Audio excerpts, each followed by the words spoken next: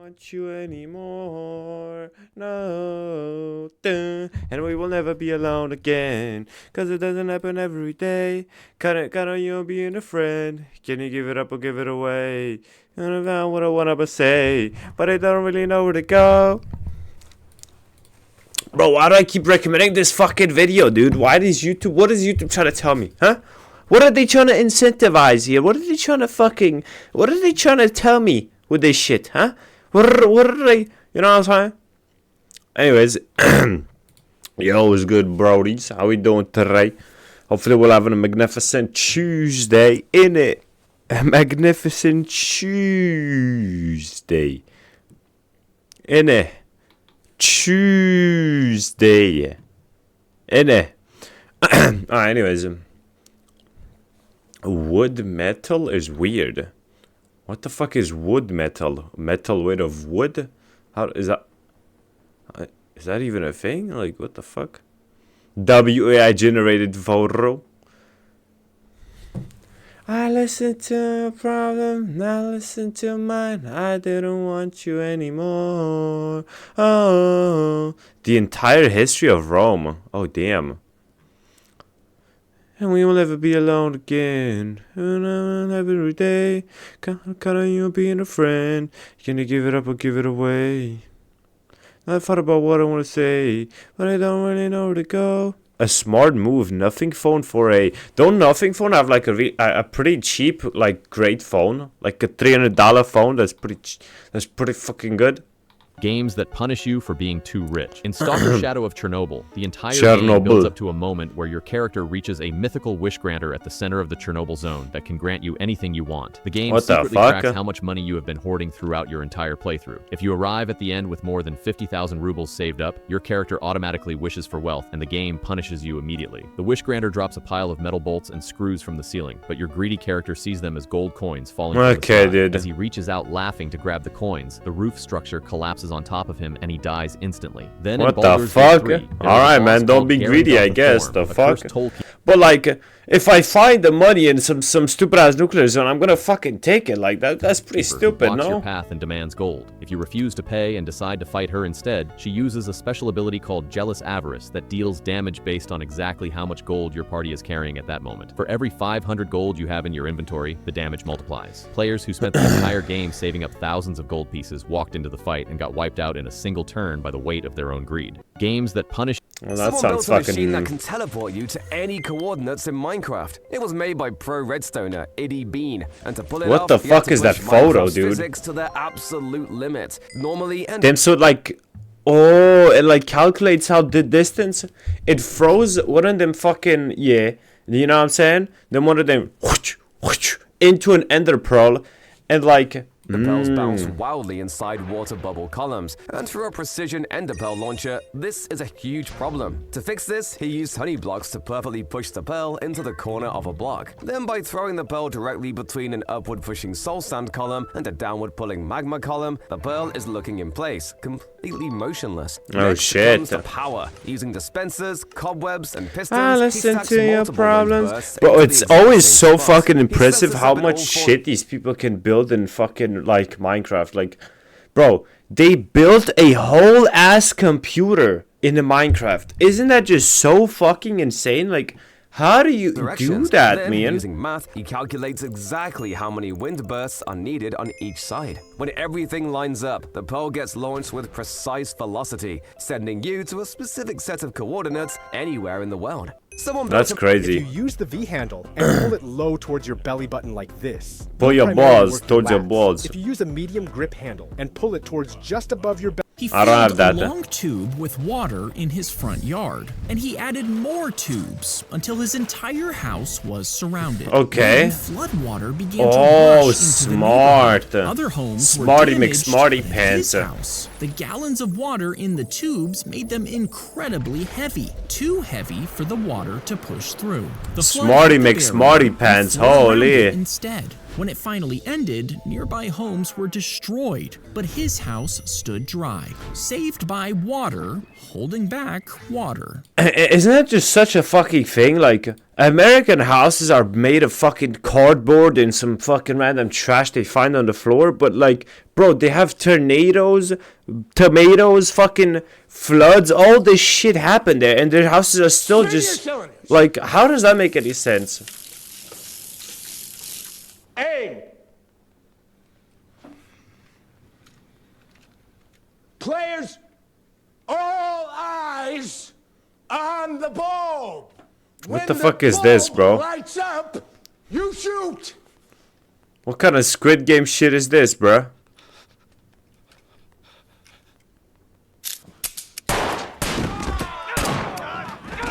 Number 13 did not shoot! Shoot! Shoot, you son of a bitch! I'm going to count to 3. Shoot!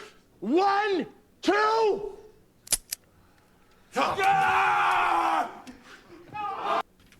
What the fuck? Then these Mr. Beast games are getting out of hand. That's what I'm saying, bro.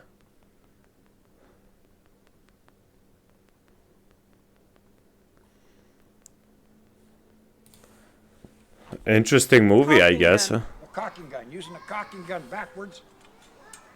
Who the fuck is this? Stan Lee? Just drop your hand over the side like that. You get that squared away. Push down and then squeeze the trigger and ratchet it in.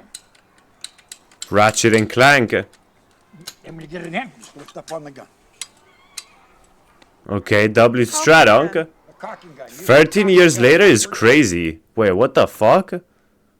Wait.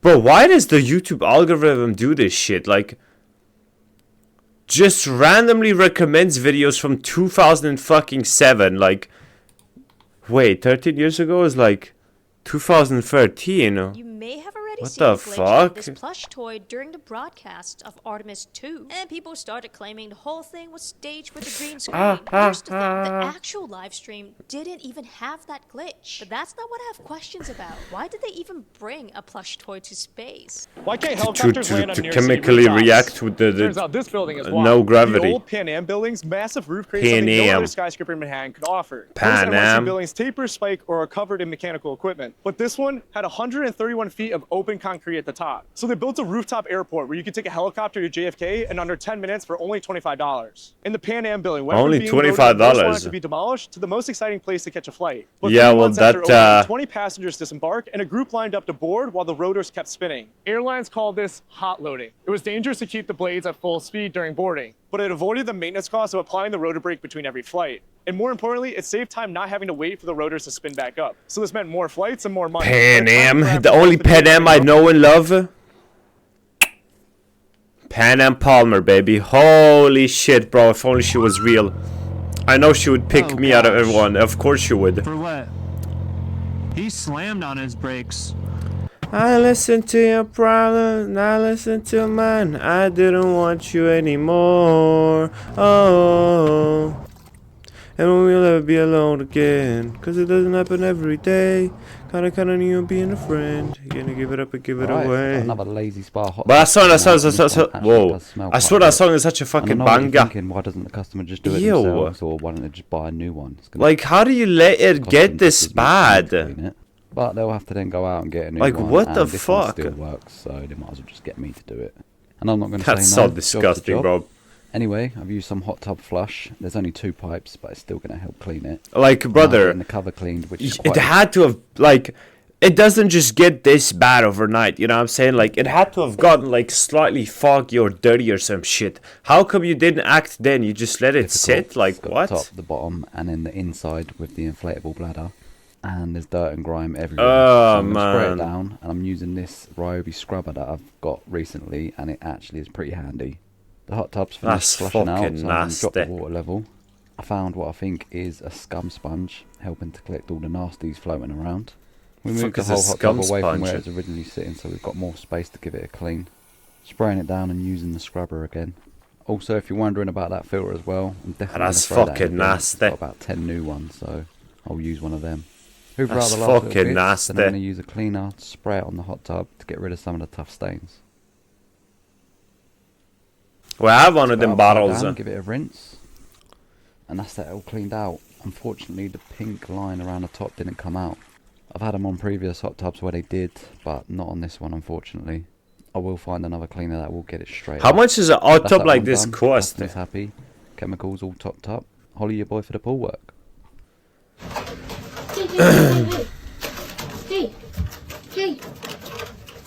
Hey, Falcon, chill out, buddy. Yo, Falcons, bro, chill out, bro. I know you didn't qualify for a major, or did they? I actually don't remember. But hey, you gotta chill out on this one, bro. Boy, I hate Team Falcon so much. Fuck that organization. Oh my god, I'm holding a freaking hawk. They use slave money and blood money to fucking come into games, esports, and absolutely gut them, dude. Fuck them. Hello. Hi. Okay, look at these feet. This thing. Well, are you gonna let him go now? Like, what the fuck are you doing? Oh, it's a hawk. It's not even a falcon. Gotcha. You're good. You're good. He tried to pull out just one pill, but 30 of them stuck to his hand, meaning he swallowed a massive dose of meth. You see, in World War II, how the fuck did he not notice that? Soldiers were given these pills for extra energy, and after taking all of them, he started skiing, leading his men away from enemy soldiers. But he had taken so many drugs that he was seeing crazy shit, bro. He skied over 60 miles alone, and what ended the up fuck? lost in the wilderness with no supplies. Now, he was still so high that he just kept going day and night, crossing 250 miles on his own, until he finally stepped on a landmine. But despite his injuries, he didn't give up. He stayed awake, what the waiting fuck? for help to come, until a plane finally spotted him and no wonder they gave meth to them, huh? He tried to pull. And he didn't die? He didn't die. Interesting. This is me taking an ice bath in minus 52 degrees, where I freeze within a couple of seconds. Yeah, fuck that, man. Are you supposed to keep that? No. Well, put them back in the water. First of all, shut up. Mind your business. I mean, bro, I hate people that don't know how to mind their fucking business, bro. Because where would you put the TV? I know some people are going to probably say to put it. Like, she clearly doesn't know the laws around fishing and whatever the fuck. So shut the fuck up, bro. If you don't have anything smart to say, don't say it. If you don't know what you're fucking talking about, don't talk. Like the fireplace. Is that Facebook messages? What the fuck was that?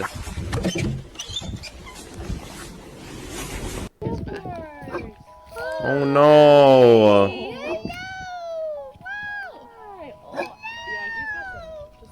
Holy shit. Approached by a very large Great Dane. We had to be that thing is massive. Approaching her initially, but we realized that she was friendly and we were able to handle her. I saw the pumpkin by the front door when he said he was getting there. Oh yeah, it's burning her paws. Hurry, hurry, hurry. Come on, baby. Come up, you got it. Good girl. Oh no. Oh no, the poor thing got its eye fucked up. Oh, you got ouchie leg. Oh no. The driveway a little bit and we saw oh, these poor doggies, man. In the middle of the driveway. She wasn't really responding, wasn't really getting up, so I was really concerned. But you could tell she was kind and sweet-natured. Man, poor animals, dude. Oh no, the poor thing, bruh. That's a big fucking animal cage thingy. Without any issue. Come on, get these guys to the vet, man. They need a veterinarian. Our shelter clinic for exams and medical attention. Good job! Wow, amazing! Once we microchip scanned them and contacted the dog owner, we received information that they were both used for breeding. The owner had a lot going on. They just decided that it was in their dog's best interest to just surrender them. The rescue one day at a time. Pulled both their dogs and they were able Man, also how is that legal, dude? How is that fucking illegal to hold animals for breeding? Like, that should be a fucking crime, dude. That's fucking crazy, dude. That's something that's just legal? Like, hell nah, bro.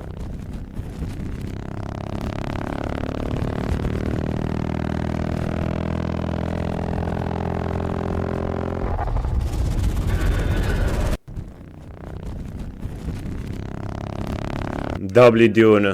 But I'm excited about the third movie, dude. That shit's gonna be peak. Ago facing the tower behind me. The film was flooded, so I didn't expect the photo to turn out at all. It was a real surprise. As usual, I take a picture of exposed sensitive paper, then invert the image in Photoshop and flip it, and voila! See this gap? That's when the sun was hidden by clouds. It looks like it lasted for about 3 weeks. Damn, that's fucking cool, dude. That's some Red Dead Redemption 2 type picture. To find a pool leak nobody could locate, he came across the craziest problem. I drove 4 hours to find a very bad pool leak that nobody can find. They say this thing's losing about 1,500 gallons a day. Let's go ahead and shut this What the fuck? Good job. Well, that's a crazy amount of water. Right here. What you doing there? And I'm sure it's leaking. Oh yeah, sucking that dye right in there. No wonder they're losing so much water. What really needs to be done is this needs a new gasket right here. But the only way to replace the gasket, unfortunately, you gotta bust the dang concrete up so you can dig down to the back side of the wall, cut the pipe, pull it apart from both sides, put new gaskets on both sides, put it all back together. But let's see if we can get it stopped temporarily with some putty. All right. Some putty. On it.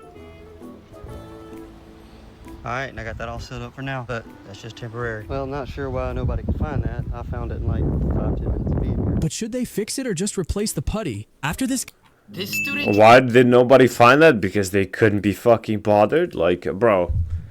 Most, like, I'm not, man, I can't even, I'm just like a fucking broken record at this point. I keep saying the same shit, bullshit every time over and over again, bro. Like, what the fuck is this? Crack. Ooh, yeah. Okay. Pro bus driver.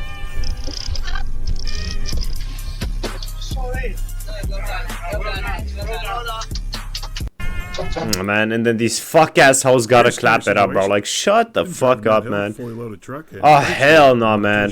Bro, if I did some shit like that and then started clapping all of a sudden, I would want to fucking drive straight into the truck. But I'll be like, man, fuck all of y'all, bro. I'm driving into that bitch anyways. Fuck you. And now the driver's thinking to himself, I can concentrate better if I take my seatbelt off and lean forward. So now we're headed down this hill, bobbing and weaving in and out of traffic, trying our best not to do a header into one of these. What the fuck is going on? The skills alone on this guy. Sure. Do you actually need to wash Do you ever feel like a plastic bag? And after we dump some freshly caught crawfish in, swirl them around for a little bit. Oh, them nasty. And wait for about 10 minutes. This is what would have ended up in your boil water. Them's are nasty, bro.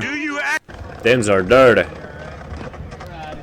Crawfish, crawdaddy. Does the crawdaddy does it taste like a lobster? Actually, I've never eaten lobster before, so I don't know. Shake it up. Whoa. Okay, might not work with that, but don't have some corks like this. Over the wine like this. Well, I don't think you're supposed to shake it up, bro. To where it's not gonna come off. And it's pretty easy to remove it too. Boom. Silicone corks, will they work with crazy Russian hacker? You made childhood safety #1 priority. Boom. Holy crazy Russian hacker, blade. Squeezing behind the 3,000-pound warhead, and it was launched. What'd you find? My freaking needle nose Johns. And they've been missing again for how long? Probably like 10 years. 10? Something. Damn, I can't believe I found them. All you had to do is look up. What the fuck? My lawyer's reaction. Interesting.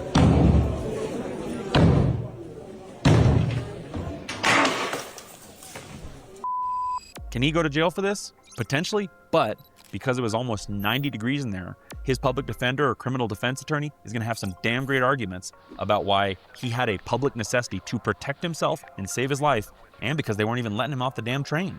I mean, yeah, that's crazy. Like, what the fuck? And then he kicked open an emergency door in an emergency. Why would he even need a defense team? Because the system is rigged against you. Believe they know why Aruta's pants have vertical stripes, but the sneaker stripes are angled. Or because of Rusher Gopniks. A fucking moose.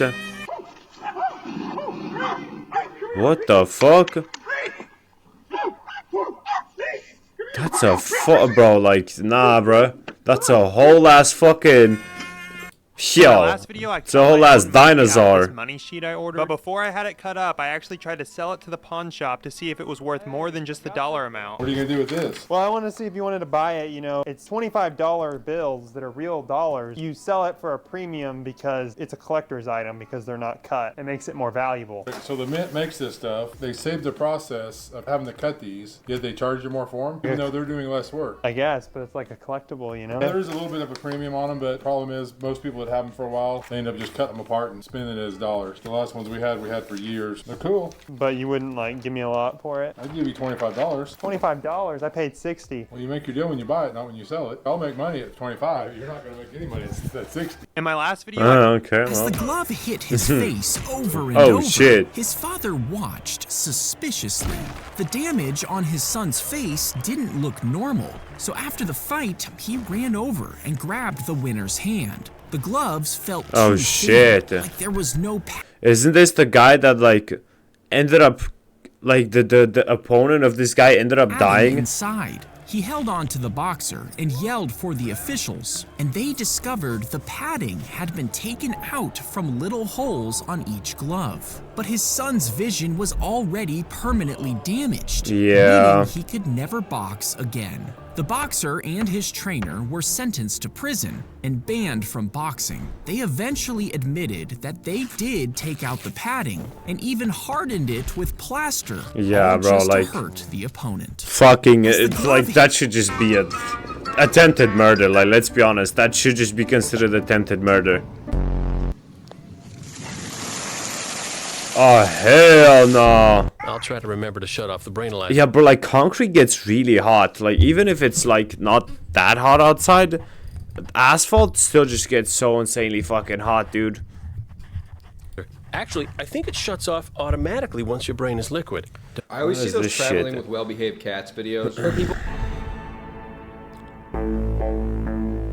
What is a hamstring? If you plopped every human on Earth onto one giant scale, it would read over 500 million tons. That's But a what lot. if you did this with all of the bugs on Earth? Ew. Well, you might think it would be about the same, but Earth is crawling with over 10 quintillion bugs. Holy shit. Massively outnumbering humans in numbers and mass. Damn, Altogether, really? they would weigh over 1 billion tons. That's crazy. Almost double the weight of every human on the planet. Alright, next Got Mr. something Beast video, bro. 1 billion insects versus 100 million humans. Okay. It's heavy. Feels powdery. What is it? Woods metal. So I think I know a little bit about it. It's just a low melting point metal. Yeah. Yeah, it says, I just realized there, it says melting point right there. 70C. So hot water should cut it. 70 C. I mean, boiling water, yeah. Okay. Woods metal. Melt. It's boiling in the corner. Do you see the bubbles coming up through the metal? Oh yeah, no, that's melting. Oh yeah, no, I see it. Should we stir it soon? Mm-hmm. I just wanna be where you How are. quickly does it solidify when you... In Instantly. the end, I hope Instantly. it's you and me. That's crazy. In How? darkness, I Like, will look, never leave. liquid, right? Take a little bit. Solid. Got something else Okay. right here. But what is like use the the V handle compound and of that pull it metal? low to-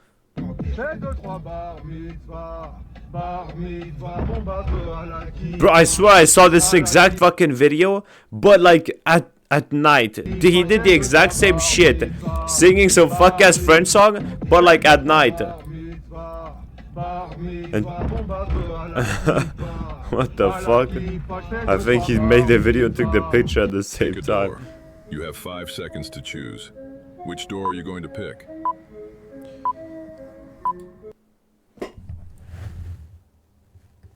Wait.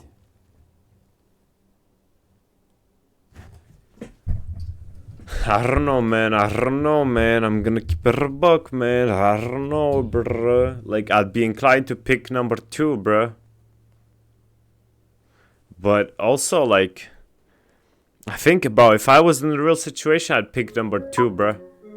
But number 3, maybe. I don't know. Door 1, the heavy steel flood shelter door, you made a terrible mistake. You drop into level 870, an endless, dimly lit concrete staircase stretching upwards. Well, that sounds Freezing great. dark water begins rapidly rising from the ground. You have to climb non-stop, but there is no exit.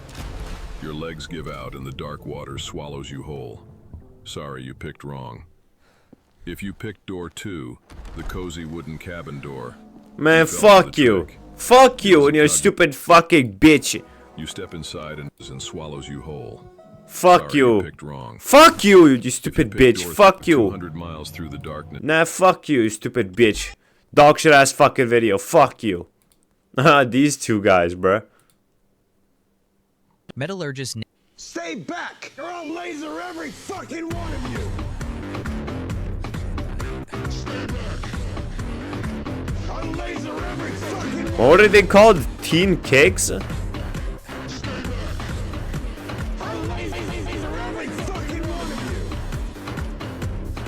She's kinda bad though, low-key. Stay back, or I'll laser every fucking one of you. What the fuck is bro wearing? Is this supposed to be curvicular or whatever the fuck? Metallurgist Nathan Robinson tested this in 2017 with period-accurate replicas. First impact, the katana edge chipped. The longsword edge rolled but held together. After 5 impacts, the katana had multiple chips along a 3-inch section. The longsword showed deformation that could be hammered straight in the field. After 10 impacts, the katana had lost roughly 15% of its edge integrity. The longsword remained combat functional. But here's what makes this decisive. Japanese fencing manuals explicitly forbid edge-to-edge contact. You deflect with the flat of the blade. You redirect with the spine. Direct edge contact is treated as a critical error that damages both swords. European manuals from the 1400s and 1500s describe blade-on-blade binding as standard technique. You catch your opponent's sword with your edge, apply leverage, control their weapon, strike from the bind. This only works if Bro, your blade crazy how survives much repeated fucking edge art contact. and like technique and all this shit that went into sword fighting and shooting bows and whatnot. All of it just gone. Like a lot of it, we still have obviously a lot of technique and whatnot, but I'm sure we lost so much of it because simply we just didn't need it anymore, and it was just lost to time. Evolved around material properties. European combat assumed your sword could take abuse. Japanese combat assumed it couldn't. The sharpness illusion. This is where it inverts completely. Katanas achieve sharper edges than European swords. This is true. It's also the proof of their weakness. A katana edge can be ground to 15 degrees. Hey Leute, what the Ich fuck bin is this Fan shit? von Weidel. Oha! Ich hab einen deutschen Pass, gell? Ja, Okay, I don't know. Flirting with foreigners is fun until bro's like 50. Like, what is wrong with you? Oh hell nah, man. I don't know, bro. Like, I don't know, bro. Like, this will just everyone. I mean, shit. Do what the fuck you want. Do what you feel like doing. Do what you feel is best for you. But like, I don't know. This will just never not be weird hell, to me. You know what's just begun today? The largest refund in history. Yeah, no joke. So the US collected over $160 billion in tariffs, which the Supreme Court then ruled were illegal. So, beginning today, businesses are now applying online for the tariffs that they were charged plus interest. Now, it's estimated that there's over 330,000 importers. Oh, shit.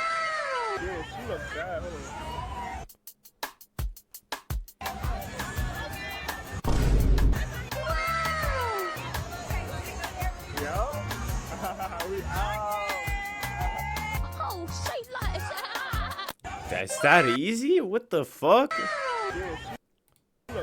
Is that easy? It's that easy? Ain't no way. I mean, probably if you're, bro, if you're really attractive, it probably is that easy. Let's keep it a buck. But what is a honey pack, dude? Results may vary. Like, what the fuck is a honey pack, dude? I always hear about it, but I don't know what the fuck it is. Like, it's obviously got something to do, like, is it like a fucking, is it like Viagra or some shit? Like, I don't know, bro. Like, I hate this fucking fuck-ass Windows, bro. It, like, makes my mic volume down and then it makes it up. Like, fuck you, bro. Găoaza României la telefon. Cum? Găoaza României, Jean Găoaza la telefon, am intrat să-mi cer Domnul Jean! Domnul e Jean, mă bucur să vă am în direct, nu pot să cred că a sunat chiar Jean. Domnul Jean! Da? Dumneavoastră sunteți? Eu sunt în carne și oase. Jean C. Da? Domnul Jean nu merită niciun indiciu și nicio reiterare. What the fuck am I watching, bro?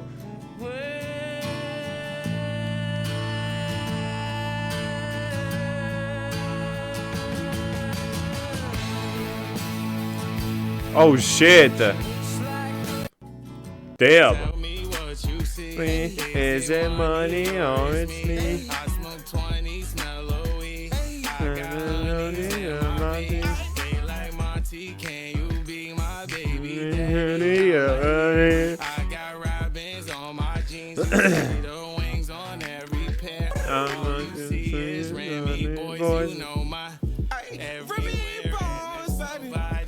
Like Remy Boys, but where's the other Remy boy? Or are them two together Remy Boys? Some don't you I'm like, yeah, she's fine. Wonder if she'll be mine. And I got this soda. Why is damn W? I have proof he's the Bay Harbor Butcher. Bay Harbor Butcher. Is the Bay Harbor Butcher. Have you lost your mind? Dexter, what is this? I don't know. What the fuck? She thinks that your brother's the Bay Harbor Butcher. How is that even possible? It's not. Williams, take those things off his fucking wrist right now. Leave those. Maria, what are you doing? Stand down, Lieutenant. Dexter's my prisoner, your family. You need to recuse yourself. Let's go. When the fuck did all this happen? You didn't cut his body into pieces and put it into bags, take it on your boat, and then throw it into the ocean? Why would I do that?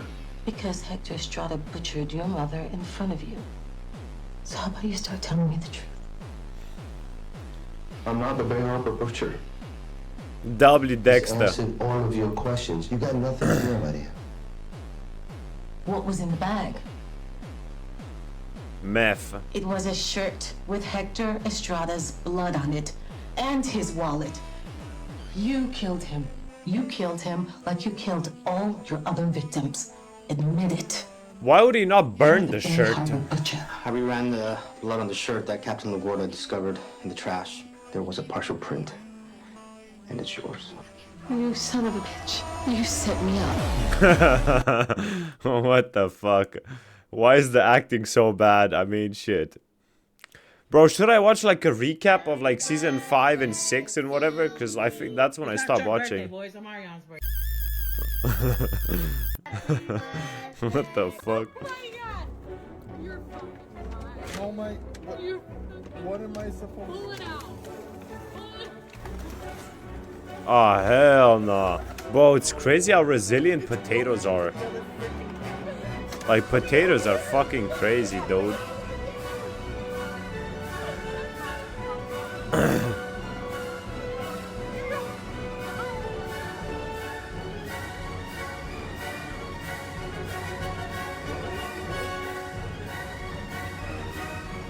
Rotten potatoes have a horrible smell. Well, I think if they noticed the horrible smell, they would have fucking at some point noticed it. Occasionally.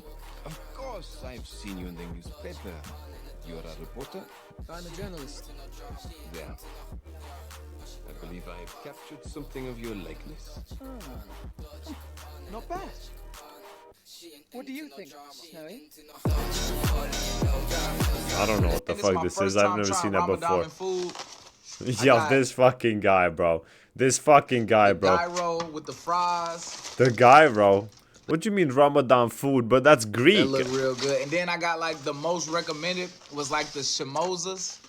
The shimozas, it's like beef shimozas. So I'm finna see, man. Oh, that shit looks bussin', dog, right now, low-key. it's like some tzatziki sauce. It's my first time trying Ramadan food. That shit so looks fucking bussin'. Yay! It look real weird though. Let's see. I don't know what Bro to just expect. got Greek I don't know what to food. expect. Bro, yo, chew with your fucking mouth closed. Like, you can say all this shit, but if you chew with your fucking mouth open, I'm finna smack you, bro. It ain't bad. Oh, that's so disgusting, bro. Like, oh, I hate that so much. Oh my god, it's real ice, bro. This shit cold as hell. Drake, Iceman, ice blocks in We need Toronto. music. We need music. Huh? I have to do my part.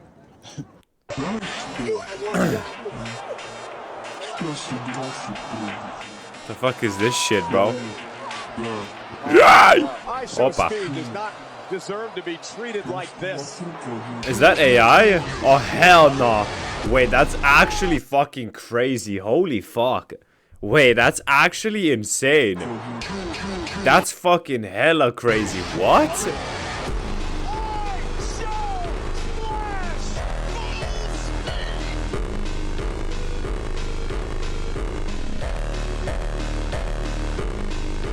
Speed really chose a scripted performance over the charity match. Wait, he wasn't in the charity match. True. What the fuck?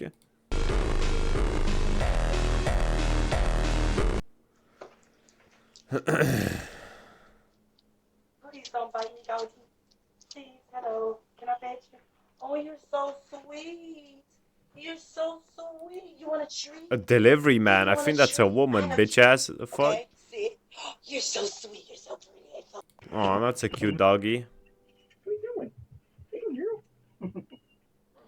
Hey, wow, you too fast.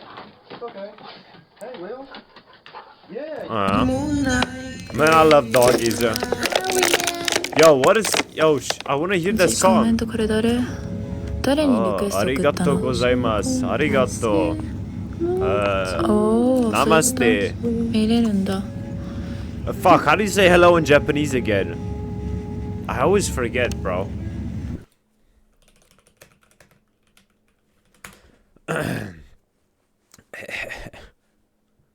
Konnichiwa. Portugal. Eu sou Konnichiwa. o Nico Alex.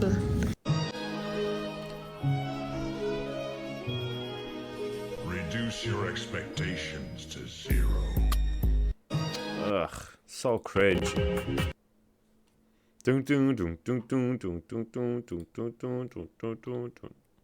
Alright, I guess TikTok does not like whenever I fucking click away from videos, dude.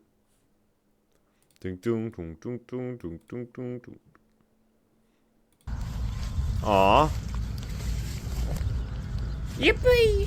Yippee! Yippee!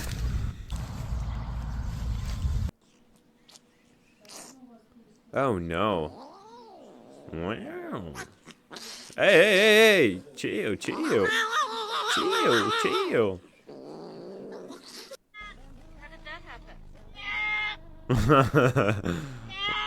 What the fuck? Wait, that's him, for real. What the hell?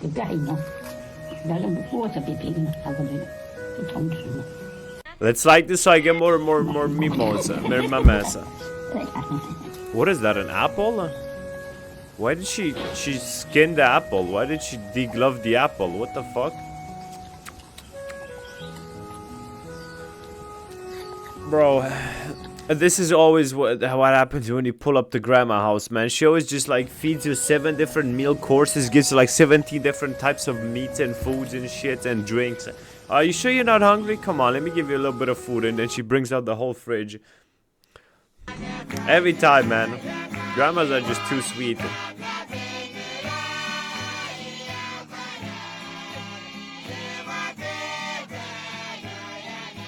Wait, that's fucking beautiful, man. What the fuck?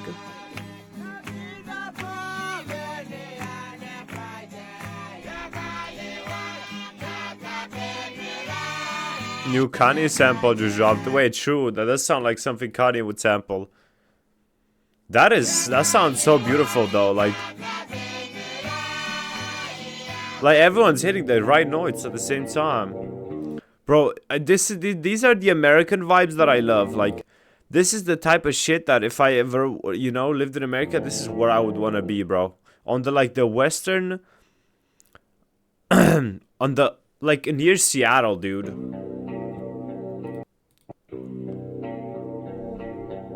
Like how it looks like in Alan Wake and in Life is Strange, dude. That's what I like.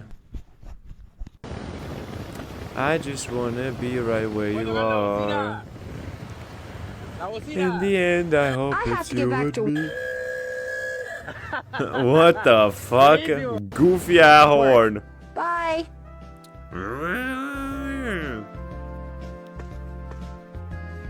What the fuck is this game?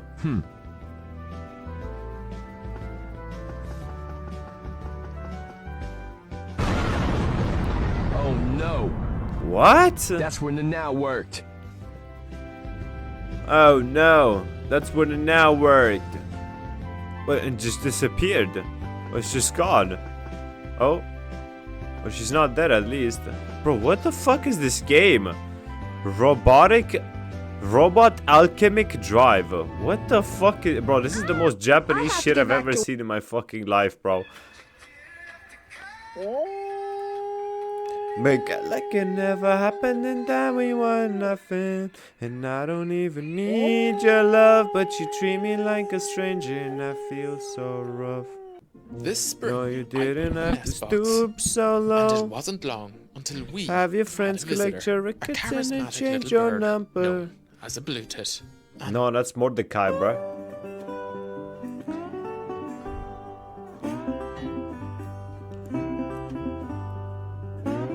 Okay. Well, that's a fucking depressing bowl of food. Mushroom. Do dogs ever eat like poisonous mushrooms? And then like some of them die? Egg. Other dog. Name 3 countries that start with the letter R.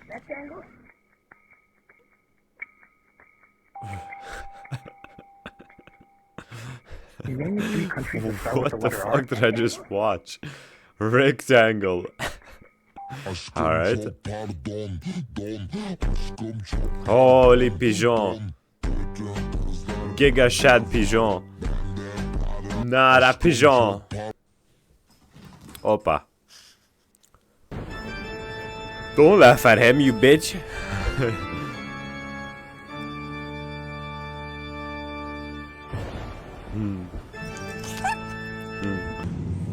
You work in Australia.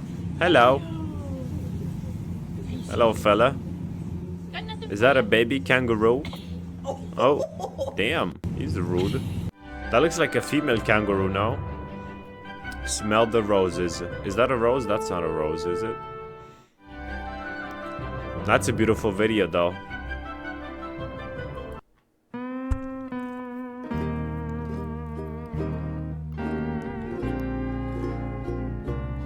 Tom and Jerry ass song. Holy wingspan. What the fuck is that? Being harvested.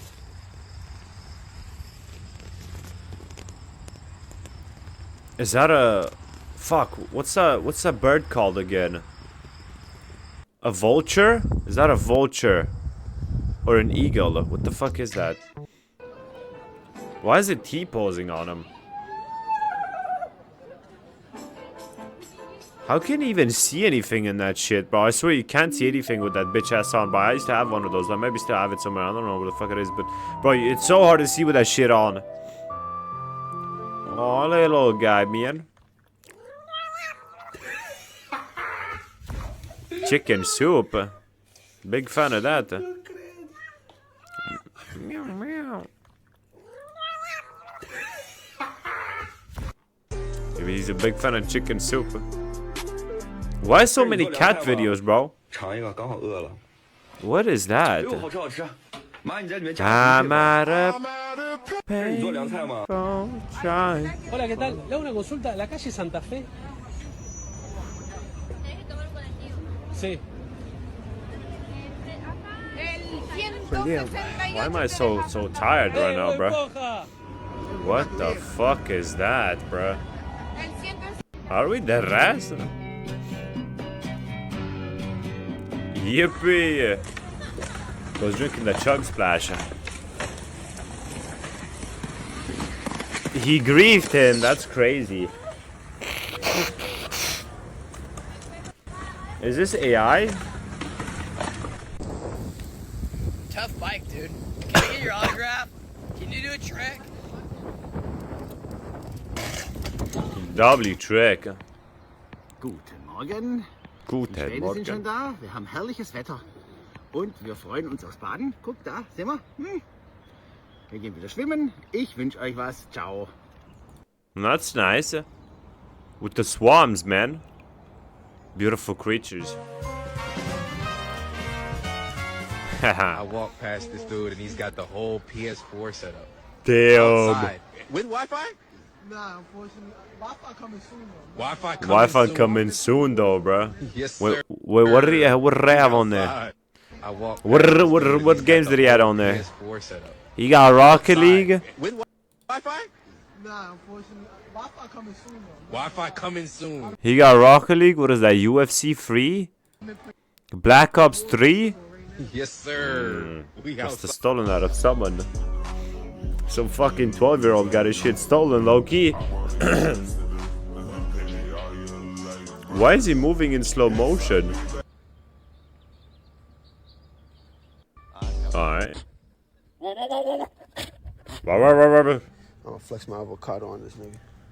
What the fuck? But the reason why you didn't, yo, my man, what you? I'm gonna flex my avocado on this nigga. What the fuck? Alright. You're Arab. What are you doing making Jamaican? Bomba clat wallahi. Palestinian? Yes, sir. Bomba clot wallahi. Bomba clot wallahi. Bomba clot wallahi. Bomba clot wallahi. You're Arab. What are you Holy. doing? I'm actually Palestinian. Palestinian? Yes, sir. Yeah, this guy's an actor, is he not? Yeah. He does like fucking comedy skits. Who's ready for part 2? Say wallahi bomboklat. Bomba clot wallahi. But is that how it's written? Isn't it bombaklat? Bomba clot wallahi. Isn't there an A in there?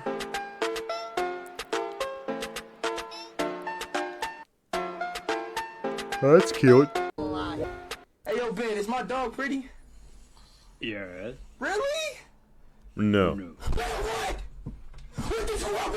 The poor dog, man. The poor fucking dog, man.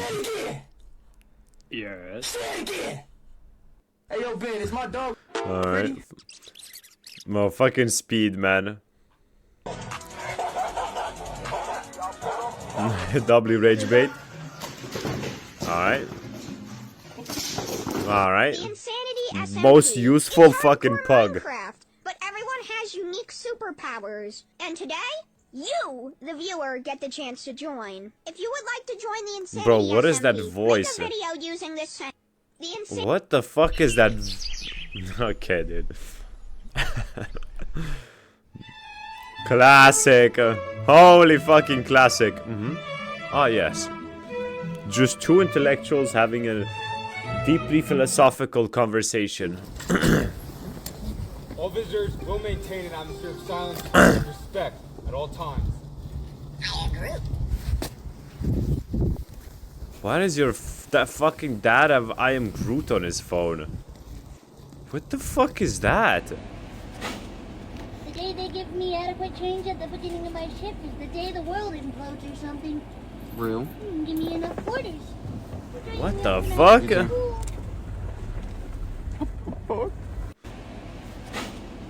Alright. Show me how you're gonna smile for your picture. Say cheese. Cheese? Yeah. Yeah, no, for sure. Hey, show me how you're gonna For smile sure, your man. picture. For Say sure. cheese. He's such a cute little guy, though. Oh.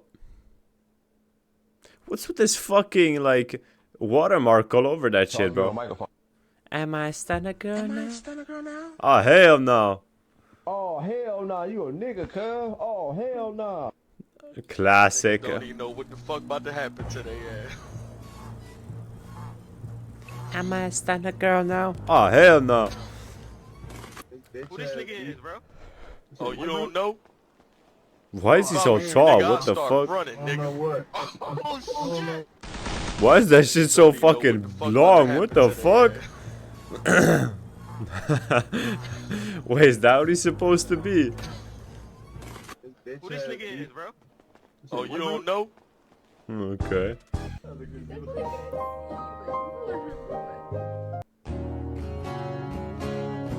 Sometimes it's just the simple things in life, ain't it? Another one, thank you.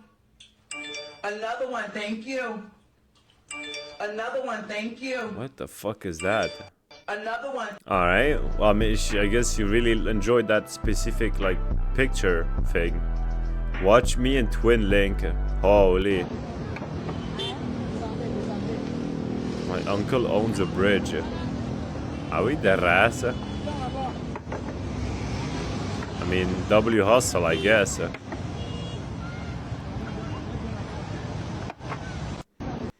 Here's a biter. No. Tiene los mismos ojos. Just you and me, bud.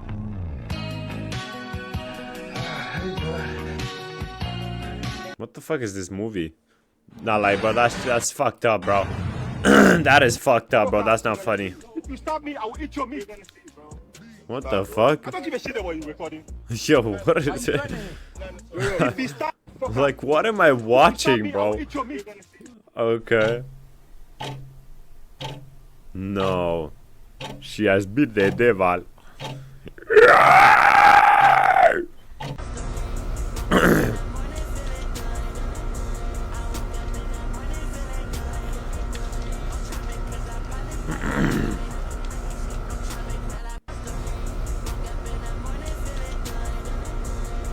I ruined bro's whole week. Pensé que era un pato. Véanle las patas. What the fuck is that? Quieto, puto, no me estás picoteando. Is that a kiwi? What is that? En su casa se lo voy a llevar. Sotp. Sotp. It's a Chinese. Yo, who the fuck? TikToker. Okay, the Oh, Chinese Michael Jackson. We are very beautiful. You see, very beautiful. Oh my goodness. What the Yeah, fuck? my god, my god. What am I watching?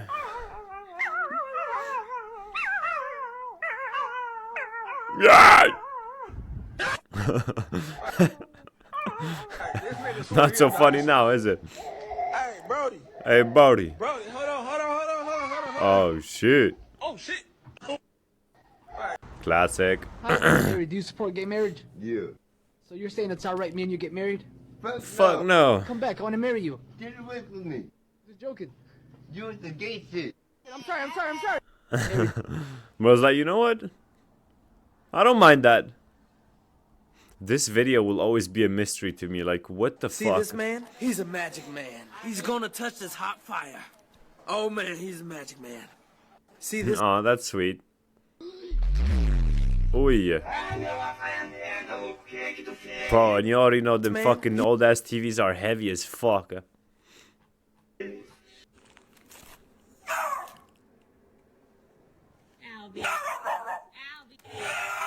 Oh yeah. No, but like, I swear these dogs are so fucking ugly, bro. Like, they're just little rats. Alright.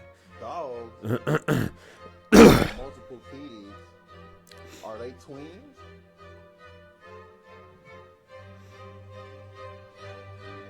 Because when animals have babies, they don't just have one baby, they have multiple babies, B-Lou. Are all animals twins, nigga? Oh, this is insane. No, B-Lou. The fuck is this? Why do I have this on my OBS? Like, what the fuck is that? Snakes, when they lay eggs. No, don't bite him. No. Andres had already seen the problems with XZ and Valgrind weeks earlier. This only makes him more suspicious, so he digs in deeper. He looks at recent additions to OpenSSH and traces the delay back to an update in XZ. He sees the binary test files, but notices that they were never used in a test. It's even stranger. Andres tries to get back to work, but he can't stop thinking about it. I remember sitting in a bunch of meetings and like not really being able to concentrate because it feels like I need to continue looking into this. Eventually, Andres sees it. This isn't some bug. This is a backdoor. And this backdoor is meticulous. It hunts through memory to find the audit hook. It implements a decoder to read those raw bytes, and then it wraps everything in custom encryption and safety checks so that it only triggers on the right kind of connection. I mean, it even garbles its own string so that it won't be detected. It's incredibly cautious. But all of that takes time. And in the end, that's what grabs Andres' attention. If they had done less obfuscation, I probably would not have noticed that anything was wrong. Now, XZ's security contact is Jia Tan, so Andres can't exactly report it through the usual channels. Instead, he emails the Debian security team directly and posts a detailed report to a public security mailing list. Then, all hell breaks loose. I'm called up on, I think it was a Friday evening, in fact I'm sure it was a Friday evening, to join a internal Red Hat meeting. And it's immediately obvious that this is not a normal meeting because like our head of security is there. It's explained to me that it's been found by somebody in the community that XZ has a backdoor, and immediately I'm like, WTF, how did this happen? To cover their bases, Red Hat quickly rolls Fedora back and tells all their users to revert. And the whole open source community starts digging into the project to understand what went wrong. One thing is clear though, Andres is a hero. Now, the fact that this was discovered in a different test at all, that was lucky, but then what are the chances that someone who isn't looking for a security bug spends days investigating this? So big kudos to the researcher, and yeah, saved us all from possibly a doomsday on the internet. I think that Andreas did a brilliant job because he did what I should have done actually, which is I should have looked at the bug when I saw it, and I should have gone there, like a crazy hound sort of sniffing around trying to find out what's going on. Andres even gets a shout out from the CEO of Microsoft, but when the story breaks, the mainstream response is surprisingly muted. Actually, I'm still surprised now that the mainstream news outlets haven't really covered this very much. I can tell you how many systems would have been compromised, which would have been millions. Anything from spying to ransom to just taking down entire countries, you could have done it with this backdoor. I guess the big question is, who is Jia Tan? That's the question, isn't it? Okay, so my feeling is that Jia Tan, the person that I talked to, I believe is one person. But I also believe that behind him must be a group of people. And they worked for quite a while. I mean, they were at this for perhaps 2.5 years that we know about. If you look back at the accounts pressuring Lhasa, they share some similarities. They use free email addresses, and they have almost no footprint outside of the XZ threads. These were very likely sock puppet accounts, identities manufactured to apply pressure as part of a multi-stage social engineering campaign. Now, who spends $1 million and takes 2.5 years to attempt to break into every hotel room on the internet with the master key? I think it's not a criminal organization, because I don't think a criminal organization would have that patience to spend that time without any real return. So I think it has to be a nation state actor here. A lot of the aliases, like Jia Tan, they sound like Asian names, and the published changes are all timestamped in UTC+8, Beijing time.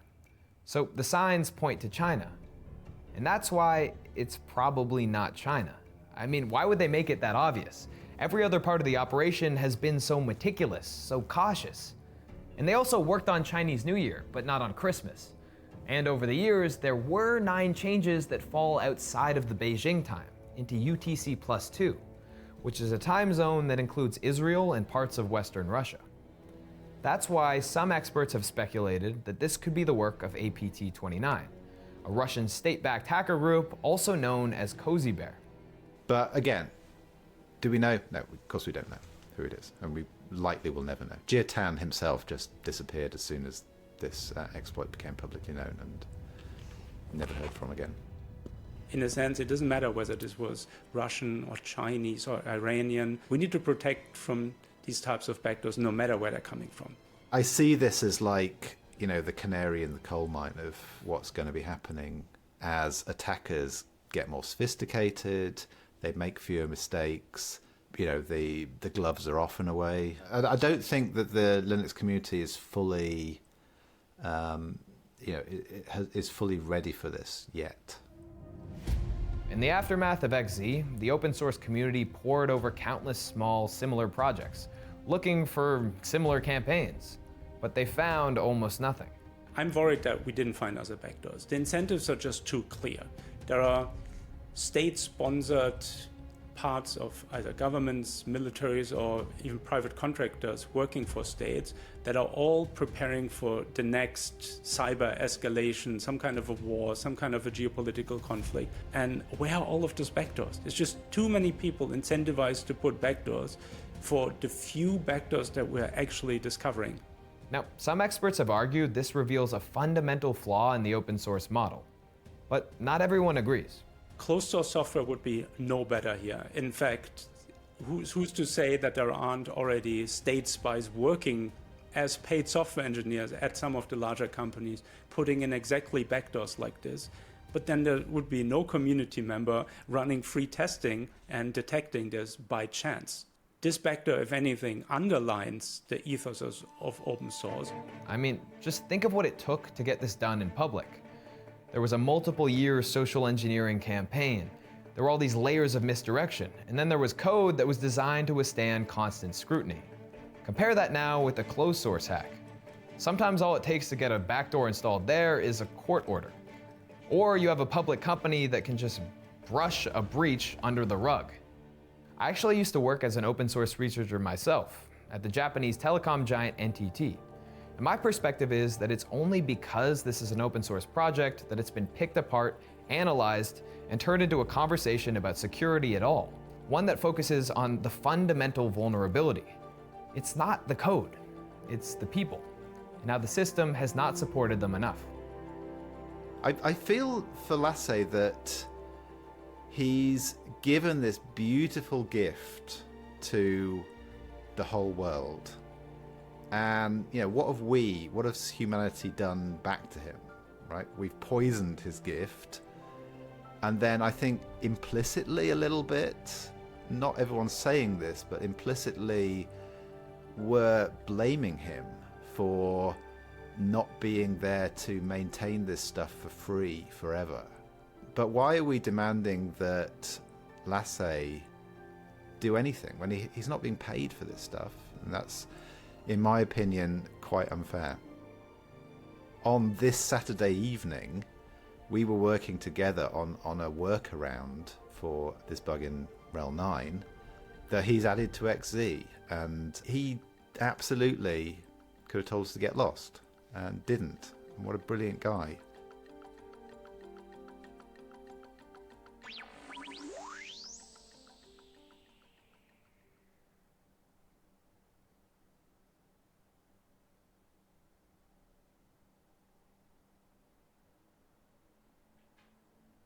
Dan wouldn't do whatever they seem to be afraid of. We also have this clip of Dan barging in on one of Ariana's voiceover sessions, where she can be seen nervously laughing and literally hiding from him as he approaches her. Stop giggling. Take 4. Okay, what did the young shrimp say when his mom asked him why he wouldn't share any of his toys? All right, no. No, that sounded like this. It sounded like, okay, what did the young shrimp say when his mom said he wouldn't share any of his toys? Try it again.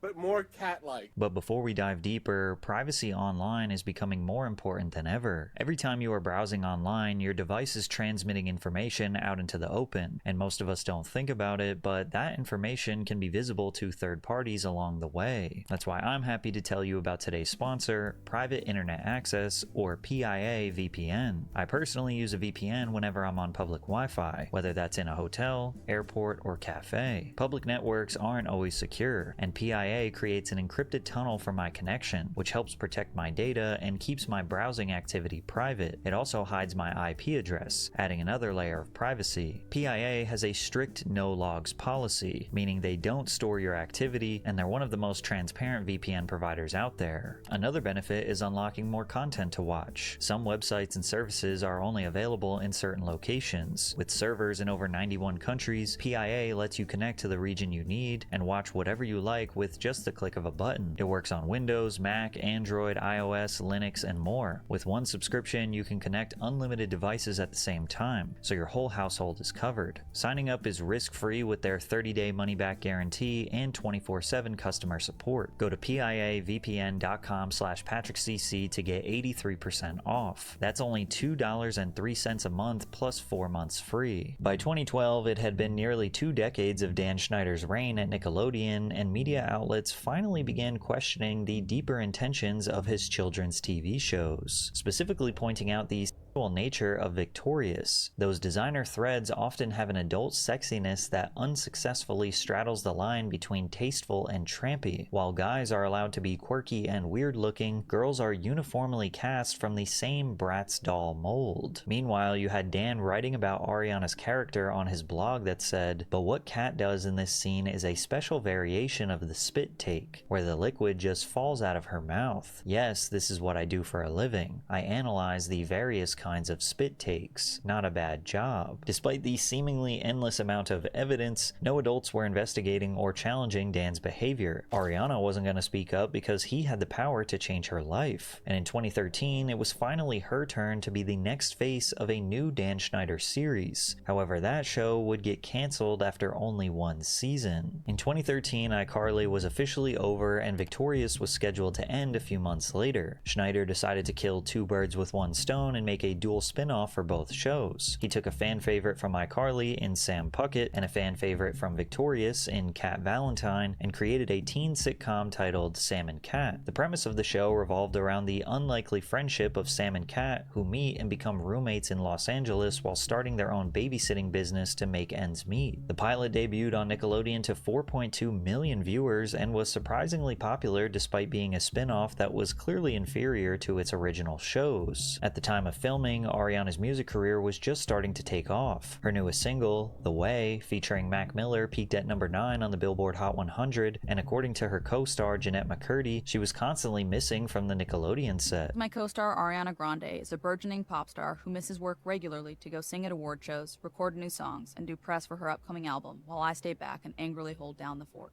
Jeanette would later reveal that she was jealous of Ariana. She said, "Every time something exciting happens to her, I feel like she robbed me of having that experience myself. And every time someone calls me a good sport, all I feel is how much I don't want to be one. Ariana misses work in pursuit of her music career while I act with a box. I'm pissed about it, and I'm pissed at her, jealous of her." In case you're wondering, one episode of Sam and Kat was based around Kat getting trapped in a box, and Sam spent the whole episode trying to get her out. The writers had to come up with a weird episode idea because Ariana was busy with other obligations and couldn't be on set to film. Additionally, at this time, Jeanette posted this strange Vine calling out Dan. Hey Dan Schneider, I know you're watching my Vine. Do you like my Vine? Vine. Look what you've done to me.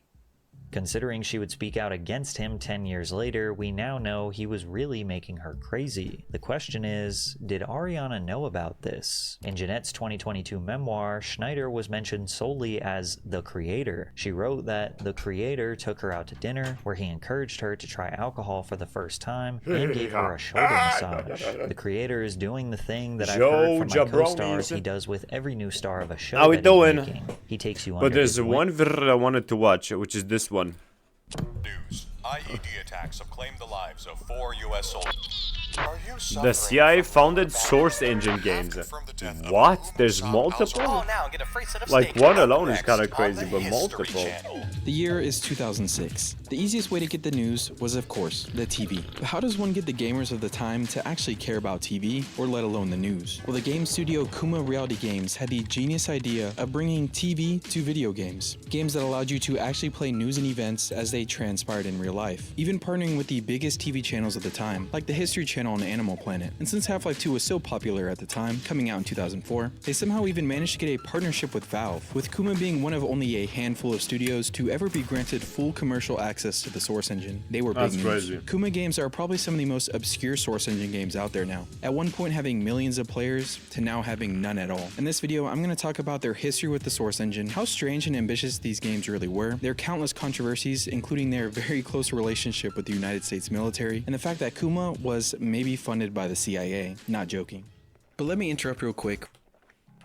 Let's start with the beginning of Kuma. It all started in 2002, when the founders of Kuma, Keith Halper and Jeff Sandberg, had the genius idea of creating video games as a TV equivalent. The entire point was to create video game stories as accurate to real life as possible, basically acting as real-life news segments that you could play. These games would also be completely free, mainly being funded by in-game ad placements and later TV networks that would partner with them. With this being the year 2002, the peak of the War on Terror, Kuma had a pretty solid idea what they were going to center their news segments on: the wars in the Middle East. It wasn't until March 30th, 2004 that their first game was released, called Kuma War. Now this game wasn't on the Source Engine yet, since the Source Engine didn't exist yet, instead running on a proprietary engine by Enfusion Interactive. Kuma War, right on release, was subject to a lot of scrutiny, mainly because it was just so up to date. It was supposed to be news after all. For example, the very first mission in Kuma War was about the killing of Qusay and Uday Hussein, which had only happened less than 10 months prior. Most documentaries couldn't even do a turnaround that fast. Most, if not all, missions were about up-to-date scenarios unfolding in the Middle East, like Saddam Hussein's capture and Fallujah missions within weeks of them happening. Kind of insane to think they made playable games of killing people while actual real people were definitely still dying there. But all those missions were at least based on something real. That was until Kuma War in October of 2005 decided to release a mission that wasn't based on anything real at all, at least not yet. This was a mission called Assault on Iran, a fictional mission in which you had to play as US soldiers infiltrating a nuclear plant in Iran. But it was a strange pivot from recreating real events to instead simulating a fictional future attack on a real country. This obviously pissed off Iran as well. So much so that the Union of Islamic Students funded a $32,000 video game in retaliation. This game was called Special Operation 85 Hostage Rescue. The premise of the game was this: there was an Iranian nuclear scientist on a religious pilgrimage in Karbala, Iraq, who was kidnapped by the US military and sent to a prison in Israel, which you now had to go and rescue him. When I was first researching this game, I couldn't find much info on it other than the cover name Rescue Nuclear Scientist, and I really thought it looked like Counter-Strike, but eventually I did find the real name of the game, and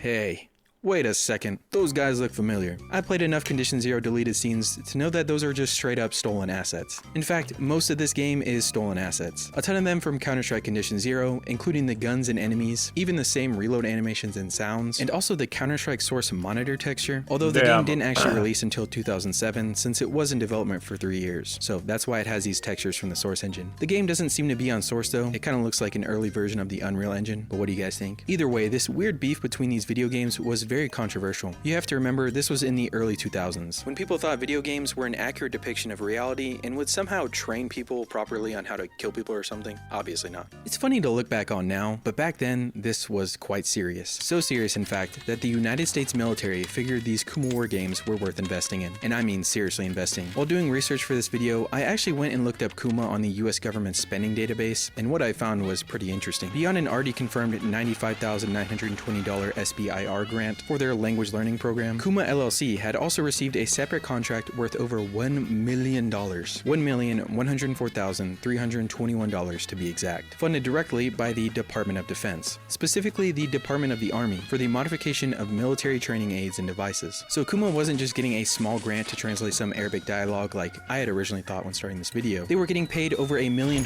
by the US Army to develop actual military training software. And a year prior to this as well, they had also received an award from Cascom that states, using a commercial gaming engine developed by Kuma LLC that supports both single and multiplayer use, and provides a technical platform for growth in the future. Initial testing and demonstration of the prototype has been extremely successful. Cascom has the requirement to make the CSS Convoy Operations product available to Army training schools, units, and soldiers through the sustainment portal.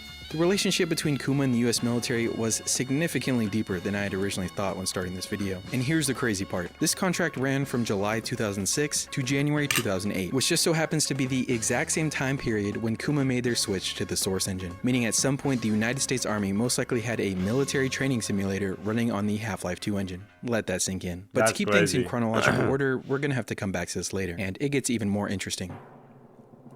So again, it's now 2006, which is when Kuma Reality Games makes their switch to the beloved Source engine. And honestly, probably the only reason I actually made this video, as it's no secret, I love the Source engine. The exact date this deal was made between Kuma and Valve isn't exactly out there, but it was for sure sometime around 2005 to 2006. And mind you, this is peak Half-Life 2 time. Millions of non-PC gamers have now just bought a $2,000 PC with half a gig of RAM to even play it. So Kuma was kind of genius pivoting to this newer and groundbreaking engine of the time. The crazy thing is, Valve rarely ever gives full access to the Source engine like they did with Kuma, especially back then. So Kuma made sure to use the Source engine as much as they could, creating around 11 games on it, which I will now happily tell you all about.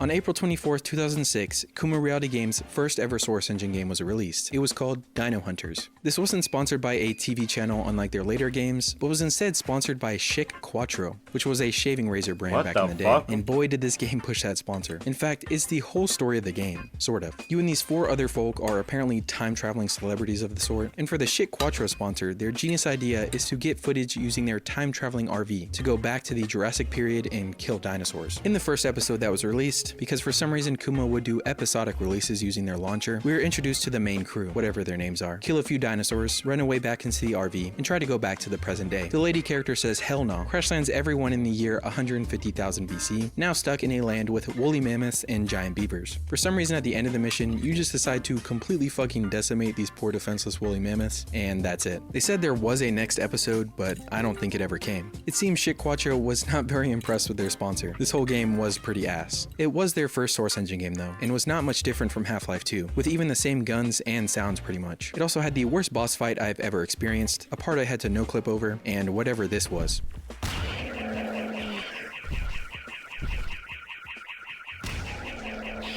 But Kuma wasn't done with Dino Hunters. Instead, for their next episode, they turned it into a multiplayer game about 2 opposing teams. The game modes consisted of death matches, whoever kills the most dinosaurs wins, and capture the egg. The multiplayer game was now apparently sponsored by Jeep, and for some reason every map had a Ford Focus in it. This game was a fever dream. There were maps that varied from the Jurassic period to New York City to... What the fuck is this? Why the fuck is there an alien spaceship floating in the sky? Oh, here it comes. Holy shit, it's coming. Oh yeah, and maps on that alien spaceship. It was a really peculiar game, but honestly, it's one of my favorite Kuma games made. They were obviously just messing around with the Source engine here, and it's so fun to see. Just imagine being those first ever developers to finally get their hands on the Half-Life 2 engine.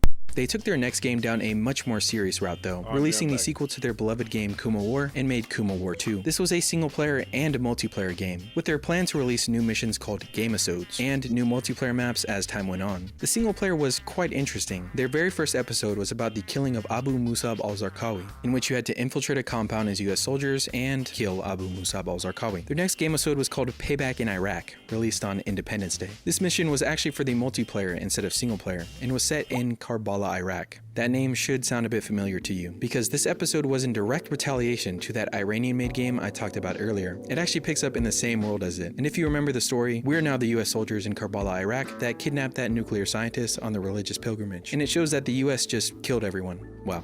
The other Gamesodes for single player were actually some quality stuff. Surprisingly, most if not all assets in Kuma Source games are custom made, and not just taken from Half-Life 2 like most others. The missions were just very short. Kuma War 2 was already dropping missions ripped straight from the news headlines, but it wasn't long until Kuma Reality Games got a knock at the door. It was the History Channel. You see, the History Channel had a show called Shootout, which recreated and talked about different wars in history on TV. Basically what Kuma War was already doing for video games. So they had the genius idea and said, hey, why don't we work together? So starting in November 2006, Kuma partnered up with the History Channel for Season 2 of Shootout. Kuma War 2 released new gamesodes, but instead about historical World War II battles, like the Battle of Iwo Jima, and Vietnam battles like the attack on the US Embassy. An equal amount for single player and multiplayer. And since this was such a big partnership, the History History Channel wanted some metrics. It was crossing into some new territory for sponsorships. So more than likely, Kuma's own launcher was tracking all player data, and it's probably the reason why most Kuma games incentivize you to log in using your Kuma account. But using this data, they gathered that the Shootout partnership had attracted close to 1 million gamers. So after this, the TV channels were still lining up, which leads perfectly into their next game, Dogfights. In 2007, the History Channel announced they were partnering with Kuma once again for their second season of their hit series Dogfights. Dogfights was a PvP game and of course about dogfights, aerial battles. One mission in particular had one team playing as Japanese pilots kamikazing into American ships. Oh my god! And just by looking at the gameplay, it probably makes you want to throw up. And playing this game was equally, if not more, nauseating. Seriously, what the hell is this focal length? Why am I zoomed into the ground while I'm trying to fly? I can't. It is kind of crazy to think they managed to get something like this working on the Source engine though. It is some impressive work. The flight controls weren't terrible, and it probably would have been a lot more fun at its peak with just the entire sky filled with planes, so I'll give it a pass as this game was probably enjoyable to some kid out there that really liked planes. But no sane person would be able to enjoy this. The cool part of Dogfights release is after each episode of the Dogfights TV show, a subsequent game-isode of the exact battle that was mentioned on TV would drop with it. Pretty cool. Around this time as well, Kuma worked with the History Channel again to drop another game about historical World War II vehicle battles. This just seemed like another fun for 10-minute game like Dogfights, but I'm not entirely sure what TV show this was technically for, or if it was for even one at all. Once again, equally as motion sickness inducing, but the tank battles in Tunisia were kinda cool, and still impressive for the Source engine. And real quick, if you made it this far, you're probably enjoying the video I hope, so pretty please consider subscribing and liking the video to let me know.